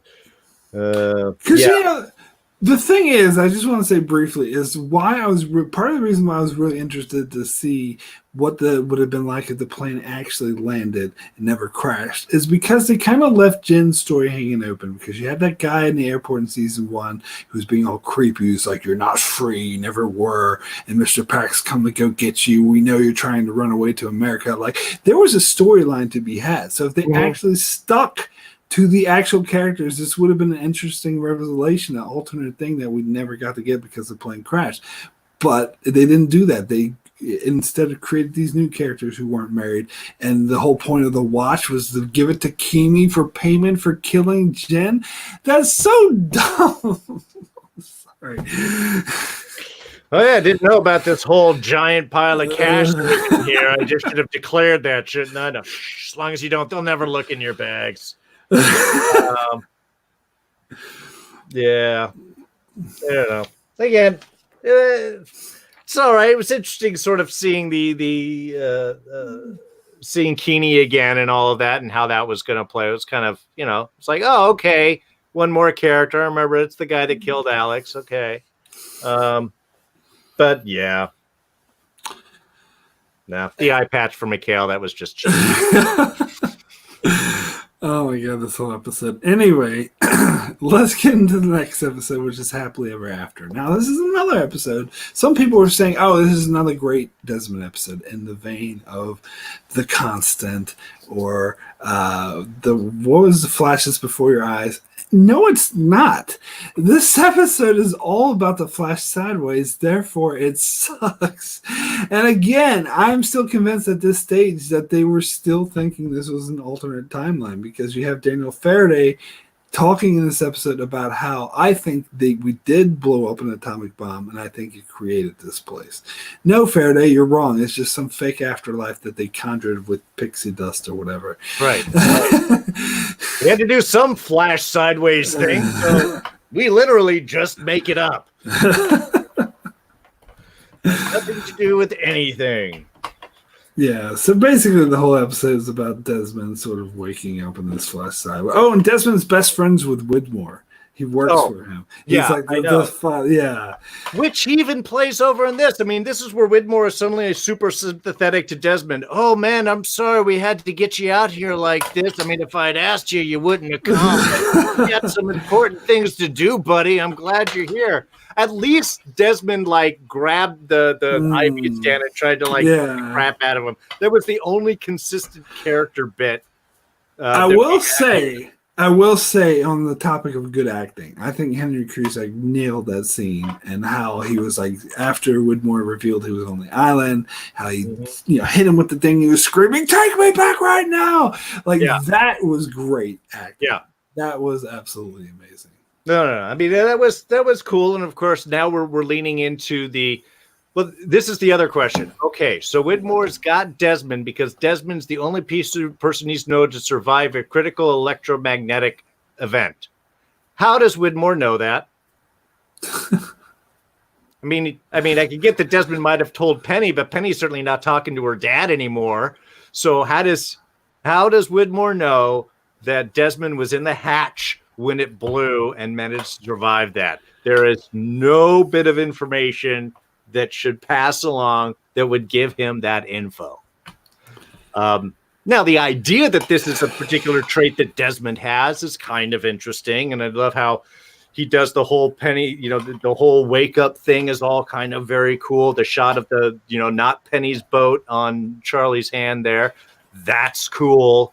And even the sort of when he wakes up, when he's all just like, what? We said we got something to do. Let's do it.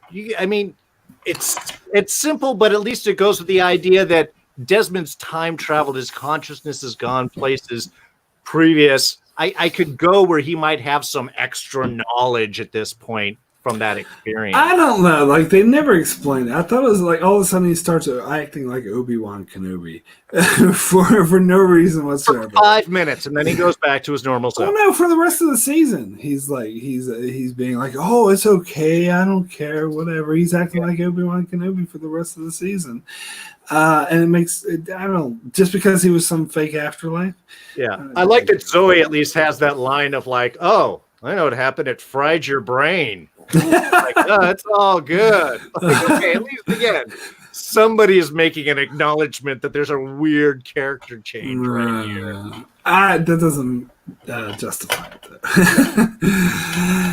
All right, let's move on. Let's get this over. Let's move on to the next horrible episode, which is Everybody Loves Hugo, and I hate this episode. First of all, here's Libby. Why? Why do we see Libby? I don't know. And Hurley says, oh, we have this special connection. We loved each other. Yeah, they went on one date before she got killed, and so they have this. They're soulmates now. So anyway, they kill Alana. They give Alana the arts treatment. They have her get blown up by mishandling dynamite. And this is a very interesting character. And she was originally supposed to be Jacob's daughter. Alana Arnsted herself. That's such a shitty thing to do. You're going to give this great character who you haven't explored yet, who you could have explored, who you hinted at in season 5 you would explore. Before she does anything important, you're just going to give her the arts treatment. This is when they switch. This is obviously when they had made a change of where they were going to go. Yes. Like, we only got a handful of episodes left. What we wanted to do isn't going to work or plan itself out. We got to get this going because, yeah, and especially, I mean, we get the obvious shot of the sweaty dynamite before, and I'm like, why are they just swinging that bag around? Maybe a little bit more. Oh, they're using that to blow her up. Okay, yeah, thanks. She told you we're candidates. Her job is now done. And that's so dumb. Like the way Ben's like, oh, the island was done with her. Actually, yeah. Ben, the writers were done with her. I mean, this is supposed to be a special place where miracle happens. That's what we're told. It's the source of all good in the world. And yet the island just likes killing people for no reason because they get bored of them. The island's an asshole. The island is a total asshole. The island is a total asshole. We get a couple of interesting Desmond scenes in this. One is I love when Locke kind of pulls him aside and Desmond's just talking to him and Locke kind of stops. It's like, why aren't you afraid? I mean, I've got you out here alone, no one else around. Why aren't you afraid? It's like, what's the point of being afraid? It's just an interesting switch because we had the scene with Locke and Sawyer a couple episodes prior where Sawyer's like, who are you? You're not Locke. Locke was always afraid. Even when he was trying to be tough, he was always afraid, and you were definitely not afraid. So it's kind of an interesting switch that we have. Kind of throws the man in black off because he's like, wait a minute, everybody around me is terrified, and you don't seem to give a crap at all. Which I thought was just kind of interesting. Then of course he throws him in the thing, in the well. This is also where in the afterlife, where we are introduced to Desmond as the saint. Oh, God. The love saint, as I like to call him. I'm going around, I'm going to make people meet their long love. I've got a list of people. It's just, now, don't get me wrong. He's got a great look. He puts the sunglasses in. He's clean shaven. He's behind the car. He's got that Scottish accent. I mean, he could do a spinoff on that. But this is his character for the rest of the episode, for the rest of the season. He's the love saint. Running people down and bringing back love. Oh my God. All right, let's move on to the next episode. Let's talk about that note. Yeah. Let's talk about The Last Recruit. And I think this is the worst episode of the season. I hate this episode. I think because not only does Flash Sideways sucks, that goes without saying, but the island storyline sucks as well. Because this is where the island storyline lost me. Because this is basically just people shuffling from place to place with no rhyme or reason. Why is Jack and Hurley join up with the Man in Black now? Or with Flock, or whatever you want to call him. Like, why are they joining? They went there to talk to him. Now they're on his side, but then they're going to escape. Of course they're going to escape, but then some people go there and some people go there. Or let's go over here. Let's go there. It makes no sense. There's no purpose to it. There's no interest to it. It's just people moving around for no reason. Yeah. I mean, we do get sort of the Man in Black's reasoning of why he chose Locke, which was sort of really messed up. He was a sucker.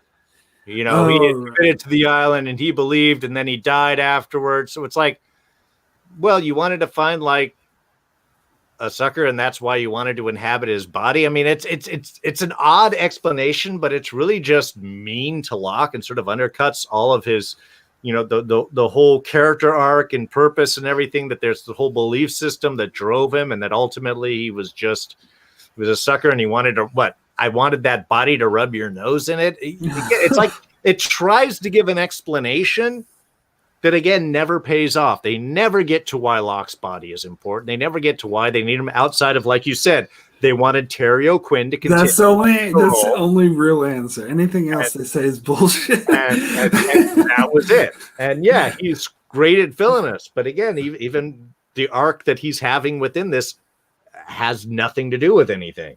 Yeah. And this is where Claire tells Jack that you're with him. You were with him the moment you let him speak to you.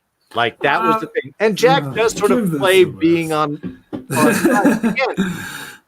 It now changes back and forth. You're with it until later on you decide just to walk away. So you have an interesting concept that his voice and his discussion suckers you in and is some sort of like, mental aphrodisiac that just makes you fall in love with his point of view. But it never goes anywhere. It never pays off. And they switch it the moment the plot needs the characters to go somewhere else. Oh, yeah. This is when Zoe comes into the camp and gives them, 24 hours or whatever to bring them Desmond because they stole something. Okay. When she gives the demonstration of the destruction of the mortar hit or whatever, and then says, you have 24 hours, then we won't miss. After that, we won't miss. You didn't miss. You intended not to hit them. So you hit exactly what you wanted. Also, why do they always give you time? I'm going to give you 24 hours to go find a way to come and sneak attack us, or I come back and get what I want. Just have them get Desmond right now. I'm going to go over there outside of mortar range, and you're going to go get Desmond, or we're going to destroy you. That's how you do it.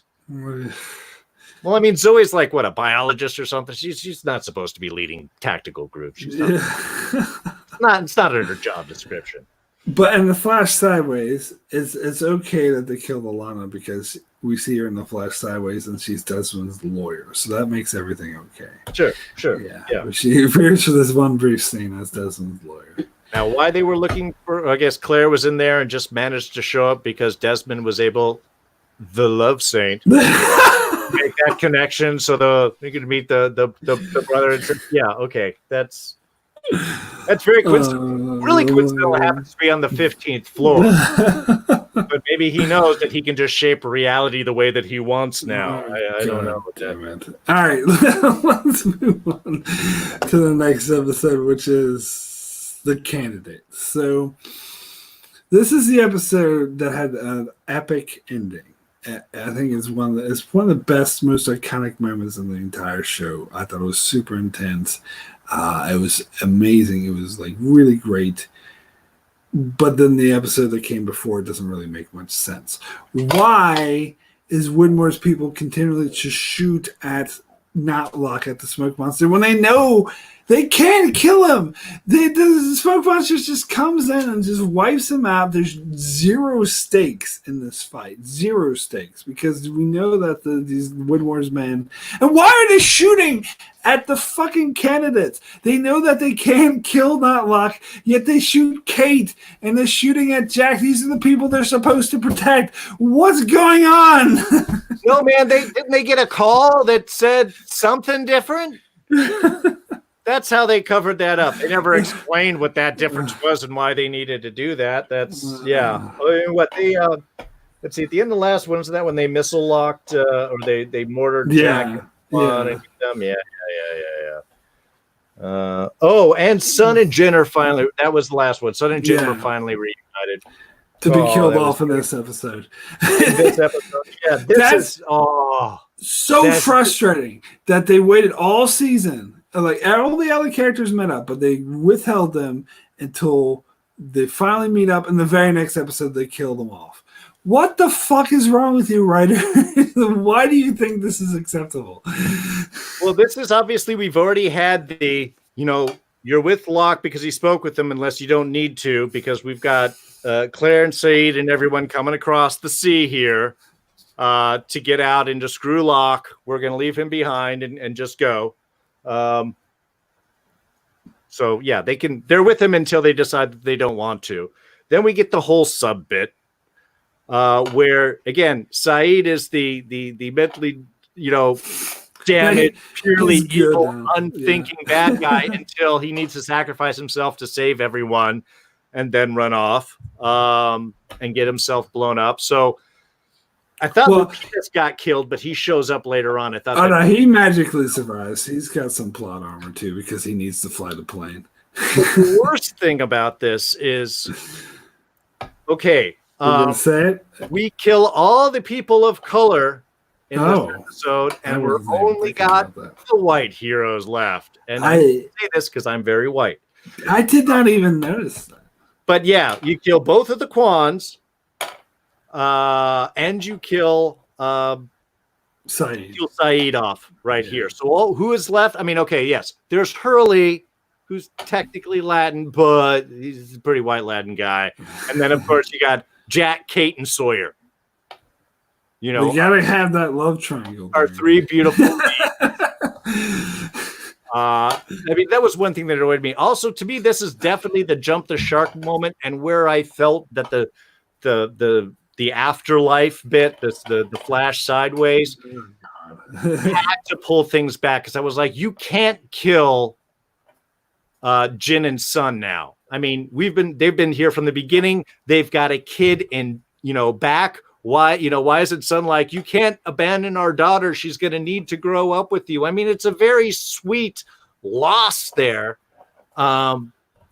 But it's just it really made me sad. And it's also one of those things where, like, did we already have the talk with Jacob, or isn't that this one? No. That's the next. That's coming. So coming. Okay. But anyway, that's another thing that really irritated. That's the one thing that really irritated me is that Sun doesn't even tell Jen about the daughter.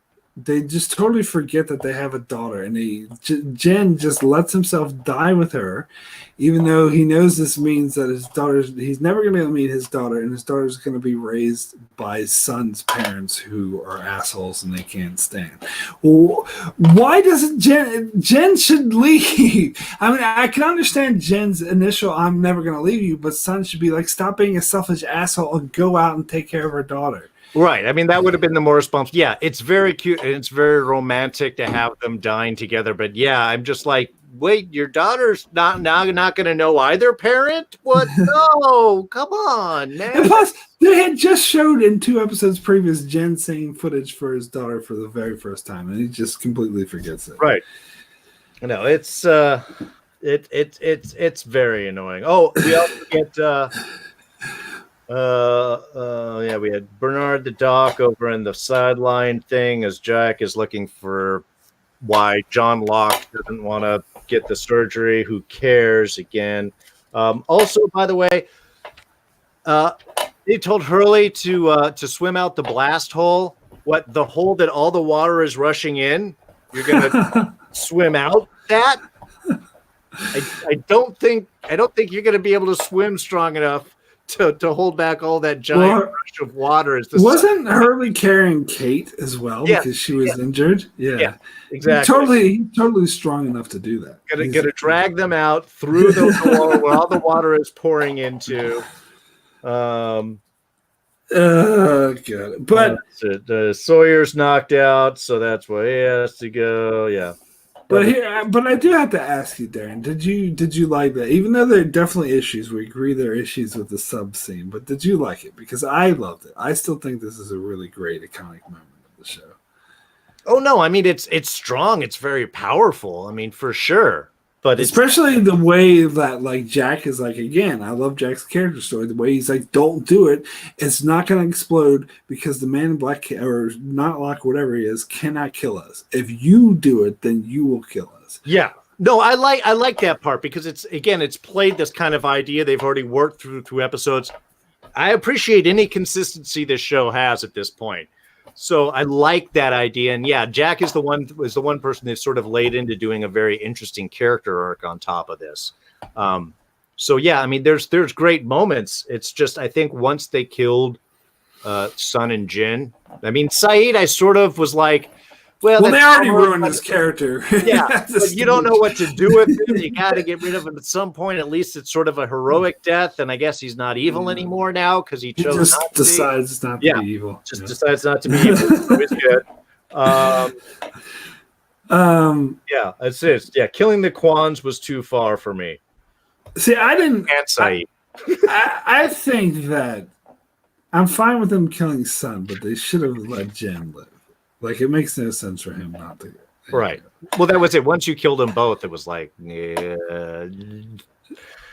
But for me, with the big issue with this episode is the Flash Sideways again. These were even more boring than most of the other Flash Sideways. Like, I don't give a fuck about Locke having this surgery and we have to take this leap of faith. Like, who cares about anything? This is the most boring thing ever. Mm-hmm. All right, so we go into where they shoot themselves in the foot finally. So moving on to the next episode. Yeah. All right, so let's talk about Across the Sea because I actually don't mind this episode. This is apparently a lot of people hate this episode. It's kind of a divisive episode. Some people said this is the worst episode of the entire show. Some people say it was one of the worst. I actually didn't mind it. To me, this episode is by default the second best episode of the season because other than Abba Turner, this is the only episode not to feature Flash Sideways. So that for me automatically makes it the second best episode of the season because I don't have to sit through that Flash Sideways bullshit. But that being said, I don't know. I kind of like this episode. I just think that they could have done a better job with it. And I see the point that this probably would have worked better if there were just flashbacks interwoven within an island story, rather than taking a time out after that intense submarine scene to just put everything on hold to do this one episode that's taking place entirely in the past. What are your thoughts on this episode, Desmond? I was going to call you Desmond. Darrin. That's all right. I'll go with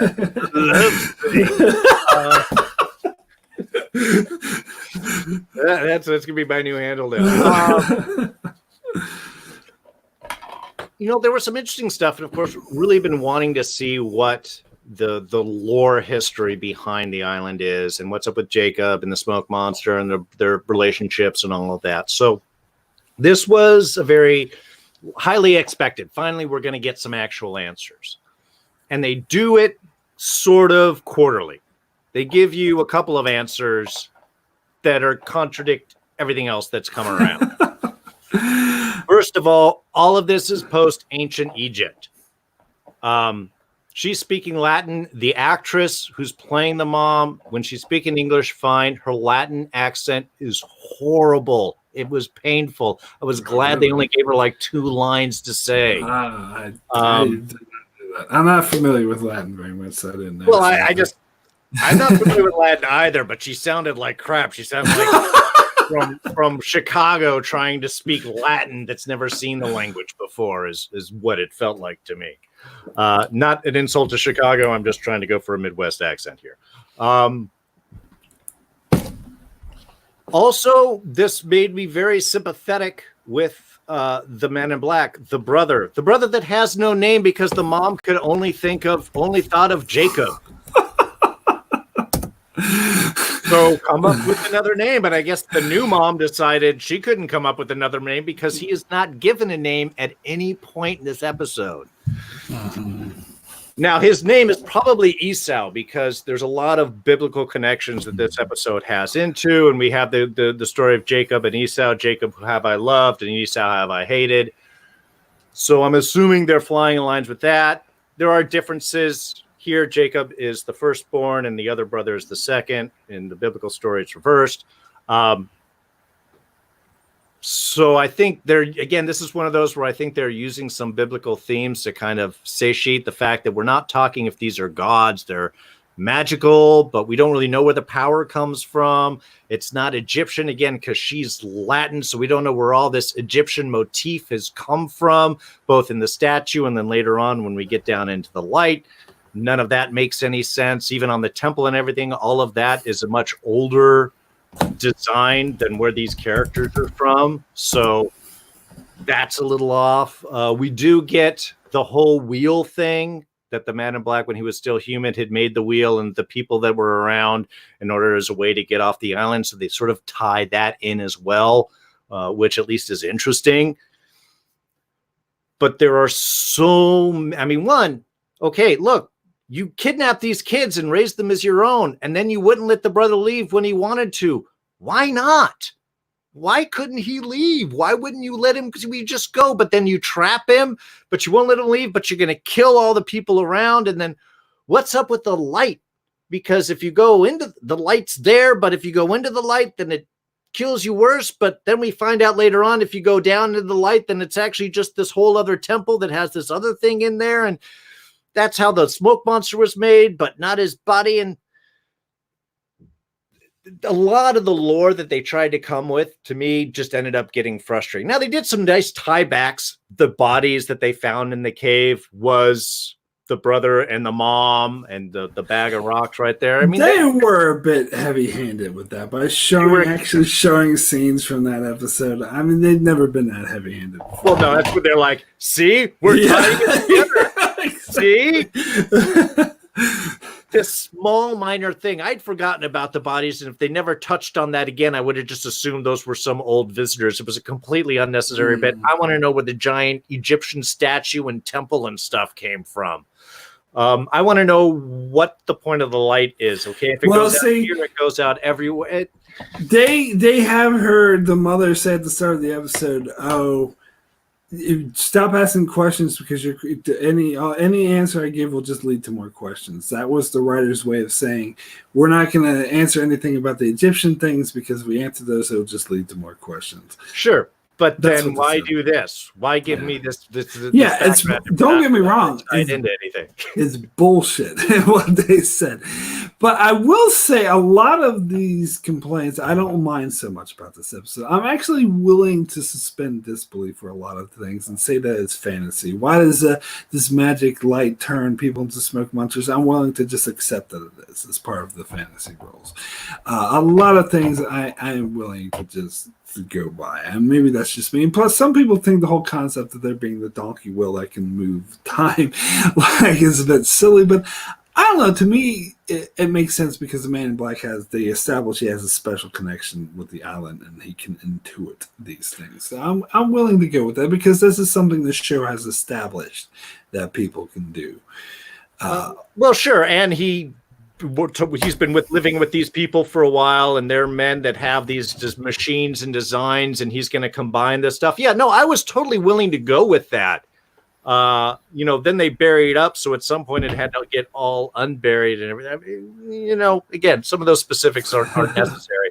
To me, it was just the fact that they made our villain rather sympathetic. I like that, actually. And never explained what the damage was of why if he left. I mean, I guess after he became the smoke monster, then he was an unstoppable evil and then couldn't leave. But they never really explained the whole why you can't leave. And yet, Jacob leaves all the time. He goes and he meets people to bring back into the island. So, and they even set up that Jacob could make the rules. So it was say one day you will be able to make up the rules, and then other people will have to. Yeah, see, that doesn't. Yeah, Jacob's powers are very undefined. Exactly, they are whatever the plot requires. And this just reinforced it to me. This episode just reinforced that. But nothing makes sense. To be fair, they never said that Jacob couldn't leave the island. They just said that the Man in Black couldn't leave the island. Sure, but then they don't say why he can't leave the island. Just that it would cause death. But why would it cause death? Why didn't the mom just let him go before? Why did she have to trap him and do this thing? And yeah, that Jacob is paying for this mistake of throwing his brother into the light as some sort of angry punishment, and that creates a smoke monster. And now he's tied in with that. I mean, that I can kind of go with, but they want you to take so much stuff on faith, and then they undercut some of the other things that they tried to establish. It's just you have to go with it. And again, I'm still with it, but I'm also just acknowledging that okay, you guys are you have been making this all up out of thin air. You were never intending to tie this stuff together, and now you're just going to continue doing that. And luckily, there's only 2 episodes left, so. See, I didn't think it was that bad though. For one, I like the idea of the light, and I think that this does. Even though is 100% sure they just made this up recently, maybe season 5, but I think probably more like season 6. But I don't think it comes out of nowhere because they tie it into the electromagnetism. And they make it clear that, and this is something that's been hinted at ever since season 1, and they make it clear that the electromagnetism is tied into the light, and it's so powerful in this place. It's like the heart of the world, basically. If it goes out, all good in the world comes out. Now, that's very vague, but I can go with that. Sure. But what I really like is that when Mother says to Jacob that men will come to this island and they will try to exploit it for their own reasons, and by doing so, they'll put it out. And to me, that describes the Darrin Initiative to the T in the incident. Because you see Brzezinski, he was drilling, he wanted to exploit the electromagnetism. By doing so, he almost caused the end of the world. Sure. So I love that tie-in to that, and how they did that. They weren't heavy-handed with that. They sort of leave. Which is fine, but then why make a truce with them? Why let them be on the island at all? Why not move it away from them at that moment if they needed to move the island in order to? Because Jacob doesn't like to interfere with men. That's what they said earlier. Why doesn't he like to interfere with men? Who knows? Right. But again, if you're supposed to protect it and men are coming, then you have to sort of interfere with. Still going with it. Still going with it. Just saying. No, it's not perfect. This episode's definitely not perfect. It definitely has a lot of flaws, but I don't think it's terrible. I don't think it's the worst. I think there are definitely a lot worse examples in The Flash Sideways in season 6 is all I'm saying. So the people who say this is the worst episode of the show, I gotta strongly disagree with. I think there's tons of there's tons of worse episodes of this. No, this is frustrating from a lore standpoint. Yes. You really find out they're making stuff up. They're not necessarily going to tie. They've got some stuff, but they're going to go. That's a frustrating point. But I mean, from a construction standpoint, no, I mean, it's still interesting. It's still a good standalone. And that's why I say season 6 is almost a standalone season and removed from everything that's come before it. It definitely could have been done a lot better. Yeah. It didn't live up to its full potential. But anyway, let's go ahead and get over to the next episode, which is what they died for. We get more of this is when we get the Flash Sideways, where we get Ben falls in love with Rousseau and he's going to become a father to Alex. Isn't that ironic? And Rousseau meets Ben and he says, "Oh, you're going to come with us even if we have to kidnap you," because that's totally something that people would say to other people that they just met. God. And the island storyline, like the Jacob campfire scene, that's fine. I thought that was pretty interesting. But the Ben storyline was a total sham. Whitmore says, "Oh, Jacob came and I'm different now because Jacob came to me and made me see the error of my ways." Yeah. Boom. Insta-fix. There you go. That's the only explanation we're giving. And then Whitmore says, "Oh, I'm going to go hide in the closet," and Ben just goes, "Oh, he's in the closet," and the smoke monster goes and kills him.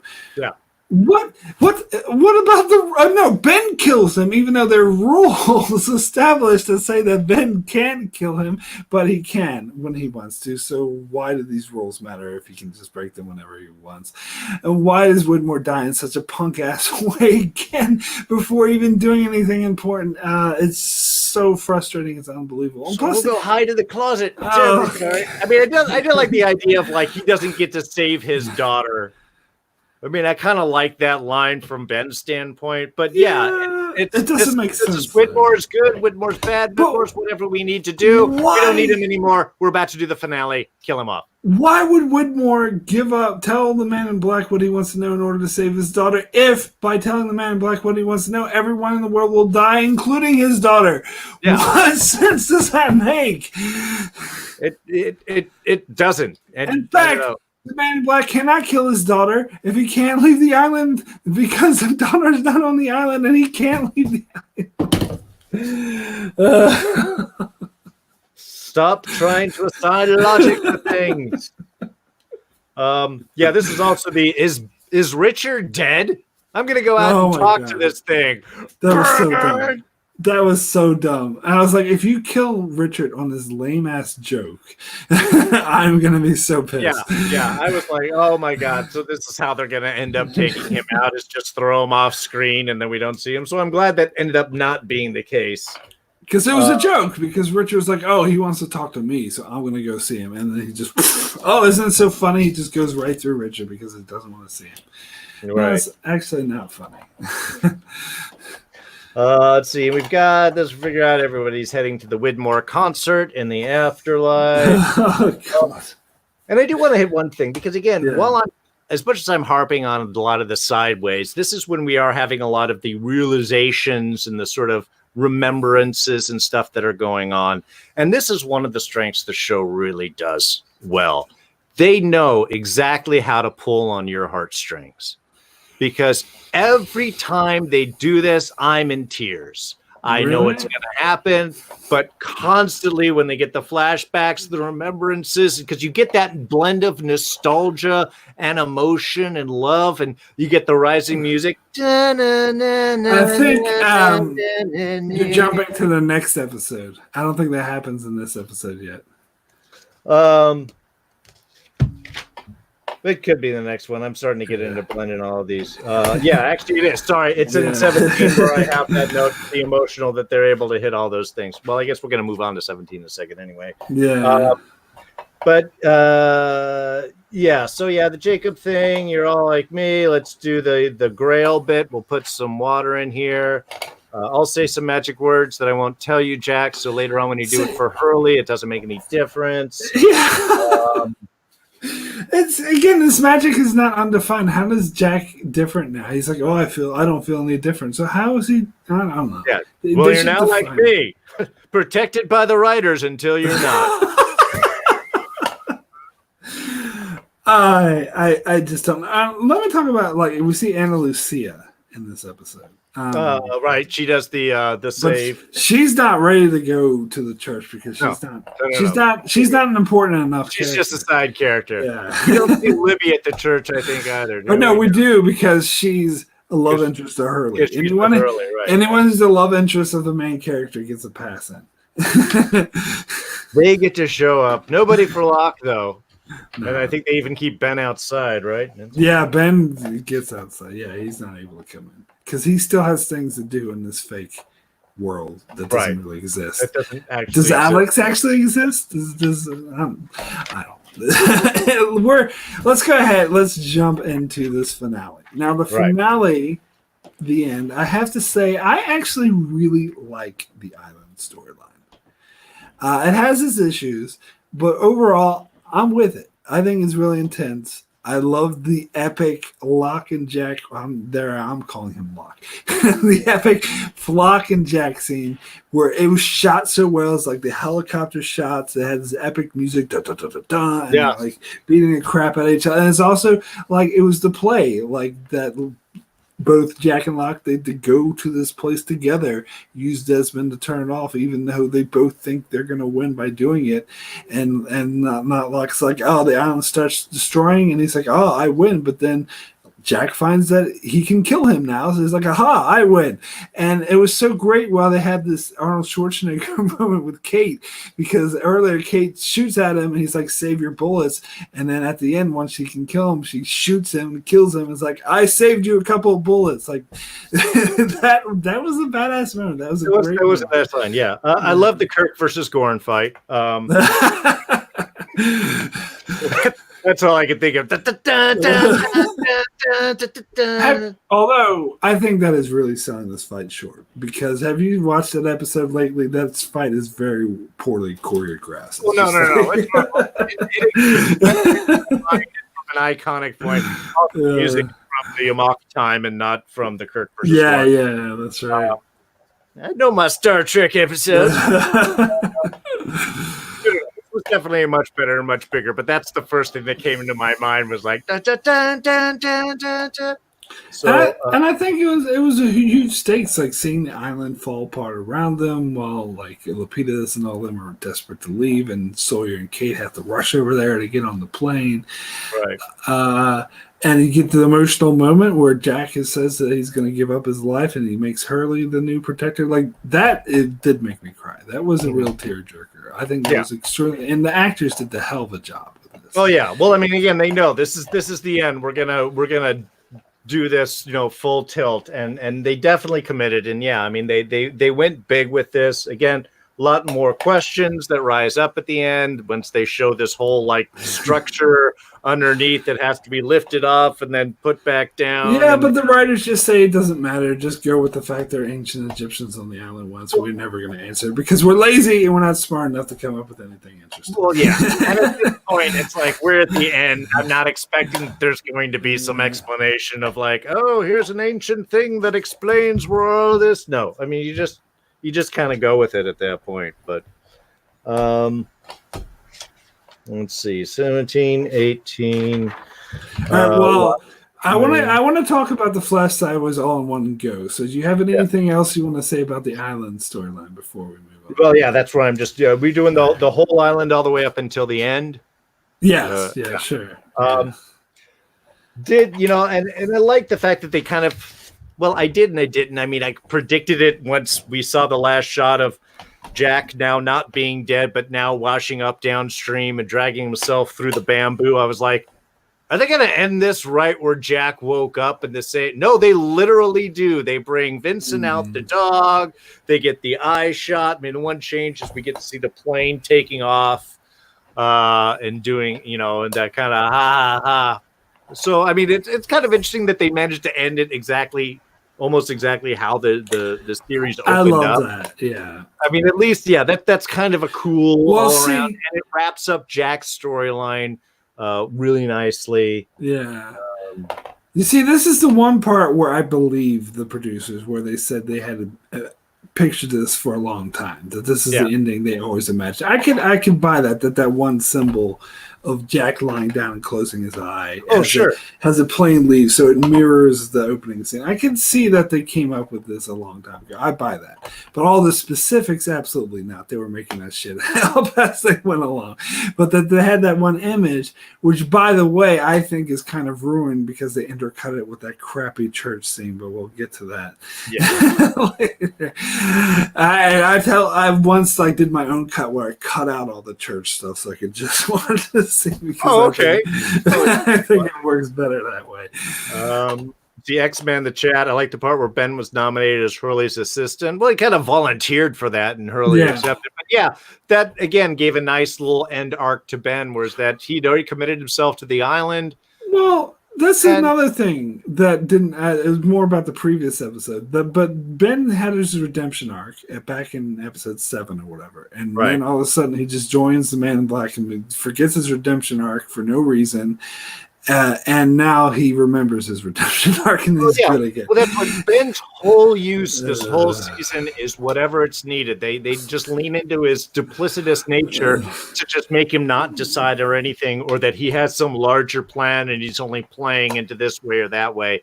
And it got really frustrating. That was the one thing with Ben. I was just like, you guys don't even know what to do with him anymore. You just Michael Emerson's duplicitous. Let's use that. So I don't really get why Richard Albert wants to leave the island. What does he have off island that's there for him? Because he is going to have a hell of a modeling career. He's already got that perfect kind of eye makeup going on. He doesn't age. I mean, he's got work ahead of him for a long time. He does age now. He found the gray hair in his head. He realized that he's starting to age. Oh, I didn't remember seeing that. You didn't catch that? Oh, right. They made a point of pointing that out while he was with Miles. It's like, oh, look, a gray hair. And he's like, he's all happy about it and everything. Wow, I literally wiped that from my memory. Maybe I was looking down. Maybe I had to pee at that moment. I'm not sure. But, yeah, that's all I was thinking. I was like, okay, man, Richard's got the career ahead of him, man. He's going to be doing podcasts. So yeah, well, it's in the future. All right, let's talk about the Flash sideways. Yeah. Let's get into this thing. So I can see what you're saying about the emotional things where they play that music where they have the flashbacks. It's like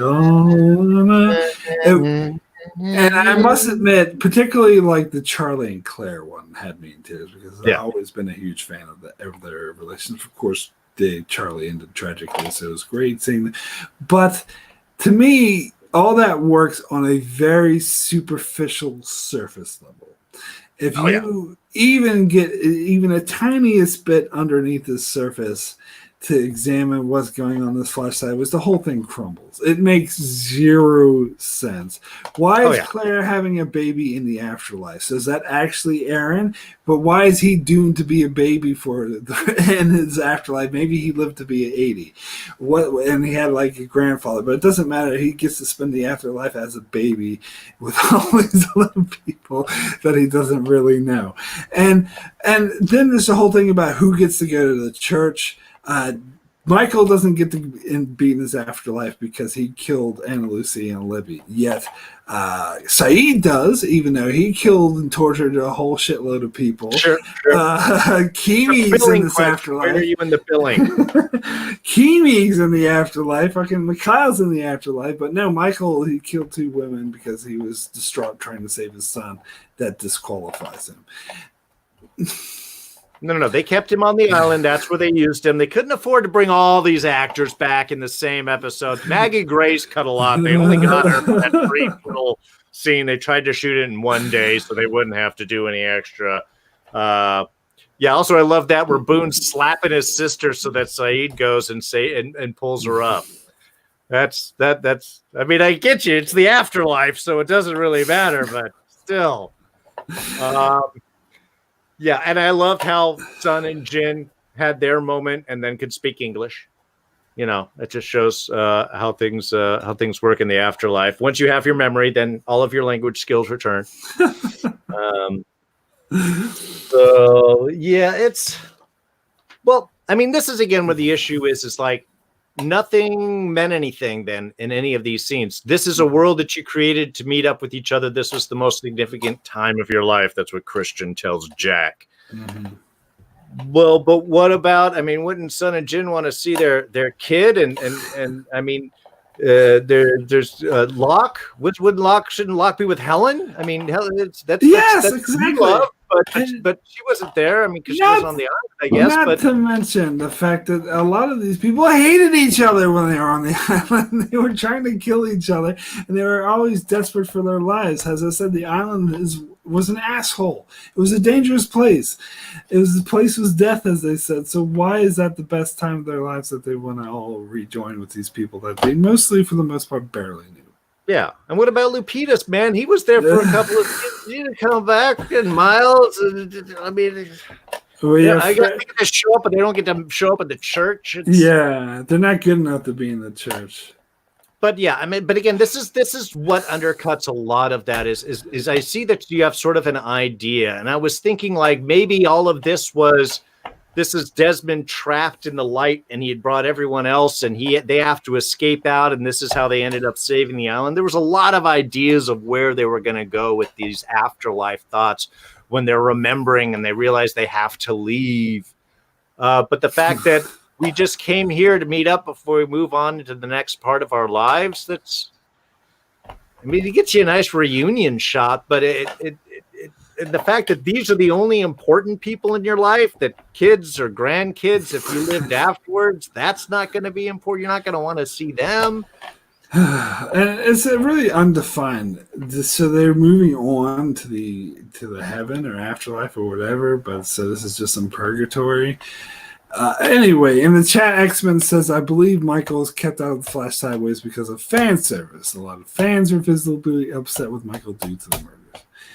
Which, yeah, sure. That's probably why, even though it makes zero sense for the story because Saeed's actually done a lot worse than he has. The story, and as we already talked about, Saeed, all of a sudden, Shannon's his soulmate. Yeah. That was the most important. Forget Nadia. Nadia wasn't in the. Nadia didn't get billing. And the whole idea how they all have to pair off and have soulmates, it's so cheesy. It is extremely cheeseball. This is not what the show was about. This is not the way to honor the show. This does not honor the characters. This is not honor the character stories. It's just a cheap attempt at tear jerking. It's actually very hollow and empty underneath, and I do think that it is quite horrible. Well, yeah, because again, any character arc or any movement that happened, these Flash sideways or forwards or afterlife or whatever you want to call it, doesn't mean anything because there's this arc ends. It's all about just having some memory. But why would you do this? Why does Sun and Jin, who died together, need to go find each other to remember in the afterlife thing? That doesn't make any sense. Even Jack, who dies at the end, kind of complete and accepting of his fate and what he has done. I mean, there's a great arc to this. Why does he need to go back and then have this whole sideways memory of his son in order to remember? Because they keep saying in the Flash sideways over and over again, oh, you need to learn to let go. But he already did that in his actual life. Yeah. I mean, it's all those characters when they did die, at the very least, were doing it for noble or committed circumstances. Nobody was just like clipped out of the side and just dropped out. Everybody had some sort of decision involved in their particular deaths. So there's sort of an acceptance of where they were going and what was happening. Why do they need to have this whole imaginary recreation life? And why do you need to show the island underwater to establish a reality that doesn't even make any sense or need any existence? They totally changed their mind. Yeah. I don't care what anyone says. And I think it's because it was the popular fan theory that they were dead the whole time in purgatory. And they were like, we don't want to do that. But let's placate to that and let's make this whole fly sideways thing. And they played with those ideas in the first and second season a little bit and thrown out, how do we know that we're not dead? Maybe we didn't survive the plane crash. I mean, there was a few of those lines that were sort of thrown out as theories, but that, of course, undercuts all the adventures on the island. So why would you want to do that? Exactly. So we won't do that, but we will say it's and what they ended up doing is confusing a lot of people to the point where a lot of people still think that the whole thing was purgatory. Yeah. No. I think that's a pretty common thought. I've read up on many people. They were like, "Oh no, they were dead the whole time." There are professional critics. I had a media studies professor who believed this. There are a lot of people who legitimately believe, and I used to go around calling these people idiots and morons, and they need to pay closer attention to the show, which I still think they do need to pay closer attention to the show. But I think that's unfair because it is kind of Lindelof's fault. It's kind of the producer's fault. They shot themselves in the foot by playing. They should have left this whole idea of purgatory afterlife alone. By playing around with it, that's how they got just confused people. They pretended. They said that they had everything planned out and everything was going to make sense and everything was going to tie back in. They said that for years and years. And after the show, then they turned around and went, "Yeah, you're right. We were making this up as we went along." And I think that was really a slap in the face too, because again, if you're doing that, at least admit it. You're making this up. You're going to try and tie it all together. We were trying to make some things and so on, but don't tell everybody, no, it's all planned out. It's like, and I'm using this as an intentional segue. It's like the sequel trilogy with Star Wars. Don't tell us you have all 3 movies and the whole arc planned, when it's quite obvious you don't. Did anyone say that? I didn't think anyone actually tried to pretend that because it's very obvious that it's not the case. Yeah. I had heard some stuff when they were doing Force Awakens and so on, that there was this whole plan that J.J. Abrams had this plan for this arc. Now, I can't tell you an interview or anything like this. This might just be hearsay. So, take it with a grain of salt. Like most of the things I say. But again, it's that kind of idea where there's an expectation that you've got this big thing and you have a plan for it. Don't tell us that, or don't even imply that if we can figure out by movie 2, you definitely do not. Because we'll go with it, but don't promise us things that you're going to pay off that that you're not going to, or you have no idea if you even can. All right, so we are reaching the 3.5 hour mark, which is pretty long. So I think it's time then. Yeah, I think it's about time. But one last question for you, Darren. Have you seen the New Man in Charge short for Lost? I have not. Oh, I would have to go check that out. Yeah, it's an epilogue. It was on the season 6 DVD, and I'm sure you can find it online somewhere if you. I'm sure it's on YouTube. But it's basically, if you don't mind me spoiling it a bit. No, go ahead. It's about the first part. It's like a 10-minute short, and the first part's all about Ben approaching these Dharma guys who are still sending off food to the island. So it explains why the island drops around the food, and they shows them, they want to know about the Dharma, so he shows them this orientation tape from the Hydra Island, and it's just dropping. The whole point of it is just to drop a whole bunch of exposition that tries to answer a lot of unanswered questions. Okay, so I think that's kind of lame. And then they move on to the second half where they meet Walt, and Hurley tells Walt to go back to the island. So there you go. Stop complaining about Walt because we're showing you he's going back to the island. See, that's bullshit. That should have been in the actual show. You shouldn't just throw exposition. You should weave it into the story, and you should make Walt a part of the story instead of saying, "Oh, stop bitching about Walt because here we're showing you him going back to the island." No, it's the same thing where they say, "Oh, you didn't understand the storyline? Read the book. They talk about that more exactly. there." If you don't put it in the movie, then it's not part of that storyline. Absolutely. You cannot say, "Oh, you have to look this up. Oh, there's additional background material, or you have to do this extra work in order to explain it." If you don't show me, you don't. I could do one brief little tie-in like The Mandalorian recently. Second episode, they have vibroblades. Mandalorian uses a vibroblade against a mudhorn. Oh, yeah. They never explain what a vibroblade is. They never demonstrate its uses. And yet I have tons of people that were on the internet going, "Oh, it's a vibroblade. It does all this damage. It does all these things. It's great." It's like, well, that's fine. But there's no explanation anywhere in the show that that's what he has or that there's any indication that it does anything more. Therefore, all your background info doesn't mean anything. I shouldn't have to do extra reading in order for this to make sense. Well, the bigger thing, and something my brother complained about, is in Solo how Darth Maul is alive, which he was like, "What the fuck? Why is Darth Maul alive?" But you have to watch some cartoon and that shows that he was brought back to life. Right. And Star Wars leans into its lore, fine. But again, you're expecting extra material where the only material most people would have seen is him being killed. Yeah. So yeah, those are that was just one of those mistake scenes like, "Oh, we're using this for this spin-off expanded universe." That's never gonna happen because no one came and saw this movie. So honestly, I personally don't think Solo's as bad as most people go in. There are some entertaining sections in it, and I think the actor does capture a feel of Ford Solo within it. There's a few moments where he has looks and glimpses that are nice, but there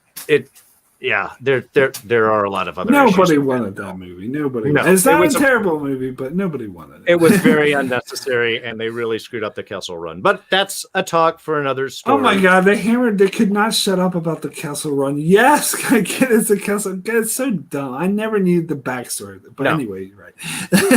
Well, let's go ahead and end this now. We've been going for so long. It's time to finally end this. So, if we want to, I guess you talked about this earlier, but we are going to be doing some Star Wars videos later in December. I actually got to plan that out. It's coming up soon. Yeah, real fast. Fast. You and I are going to be doing Force Awakens. We're going to do a rewatch. We'll watch it together. You guys can watch it with us.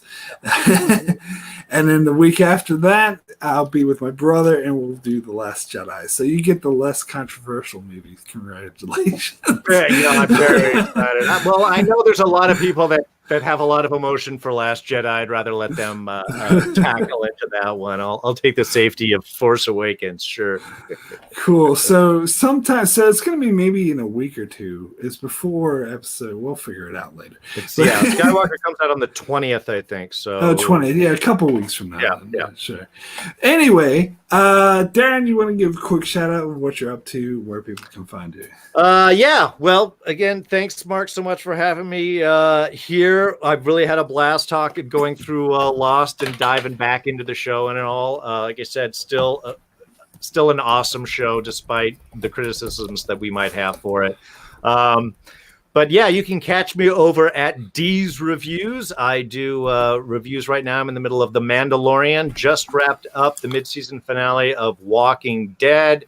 And also halfway through Mr. Robot, which you guys know if we caught our big discussion, mid-season discussion I had here with Mark and Acton over on Acton's channel last week. God, that was fast. So yeah, in the midst of doing that, not sure what my next year is going to look like. Obviously, the rest of Walking Dead, and we'll be covering Agents of S.H.I.E.L.D. next summer. But yeah, we'll have a few little things. But looking forward to talking Force Awakens with you and everyone else here. Cool. And Yeah, so my name is Mark. My channel is Enchantment of Eternity. I'm still currently working on my final video on my series of how I would write Lost. So I have a much better version of season 6, in my opinion. I'm just doing the final touches in the last group of episodes. I hope to have that out sometime this week. And I got a couple more Lost videos. I'm going to do my top 15 worst episodes and my top 30 best episodes of Lost, and that will conclude my coverage of Lost. But anyway, Darrin, thank you for coming in and concluding our discussion talks, which we probably should have broken up into one season because this video went on for a bit We talk a lot. Yeah. But that's all good. Really enjoyed it. Lots of fun. And of course, you can check out my channel as I cover Mr. Robot. I'll be covering Picard when it comes out, and The Expanse. I will be doing tons of videos for that. And hopefully another discussion with you guys. Anyway, thanks so much for joining us, and we'll see you next time.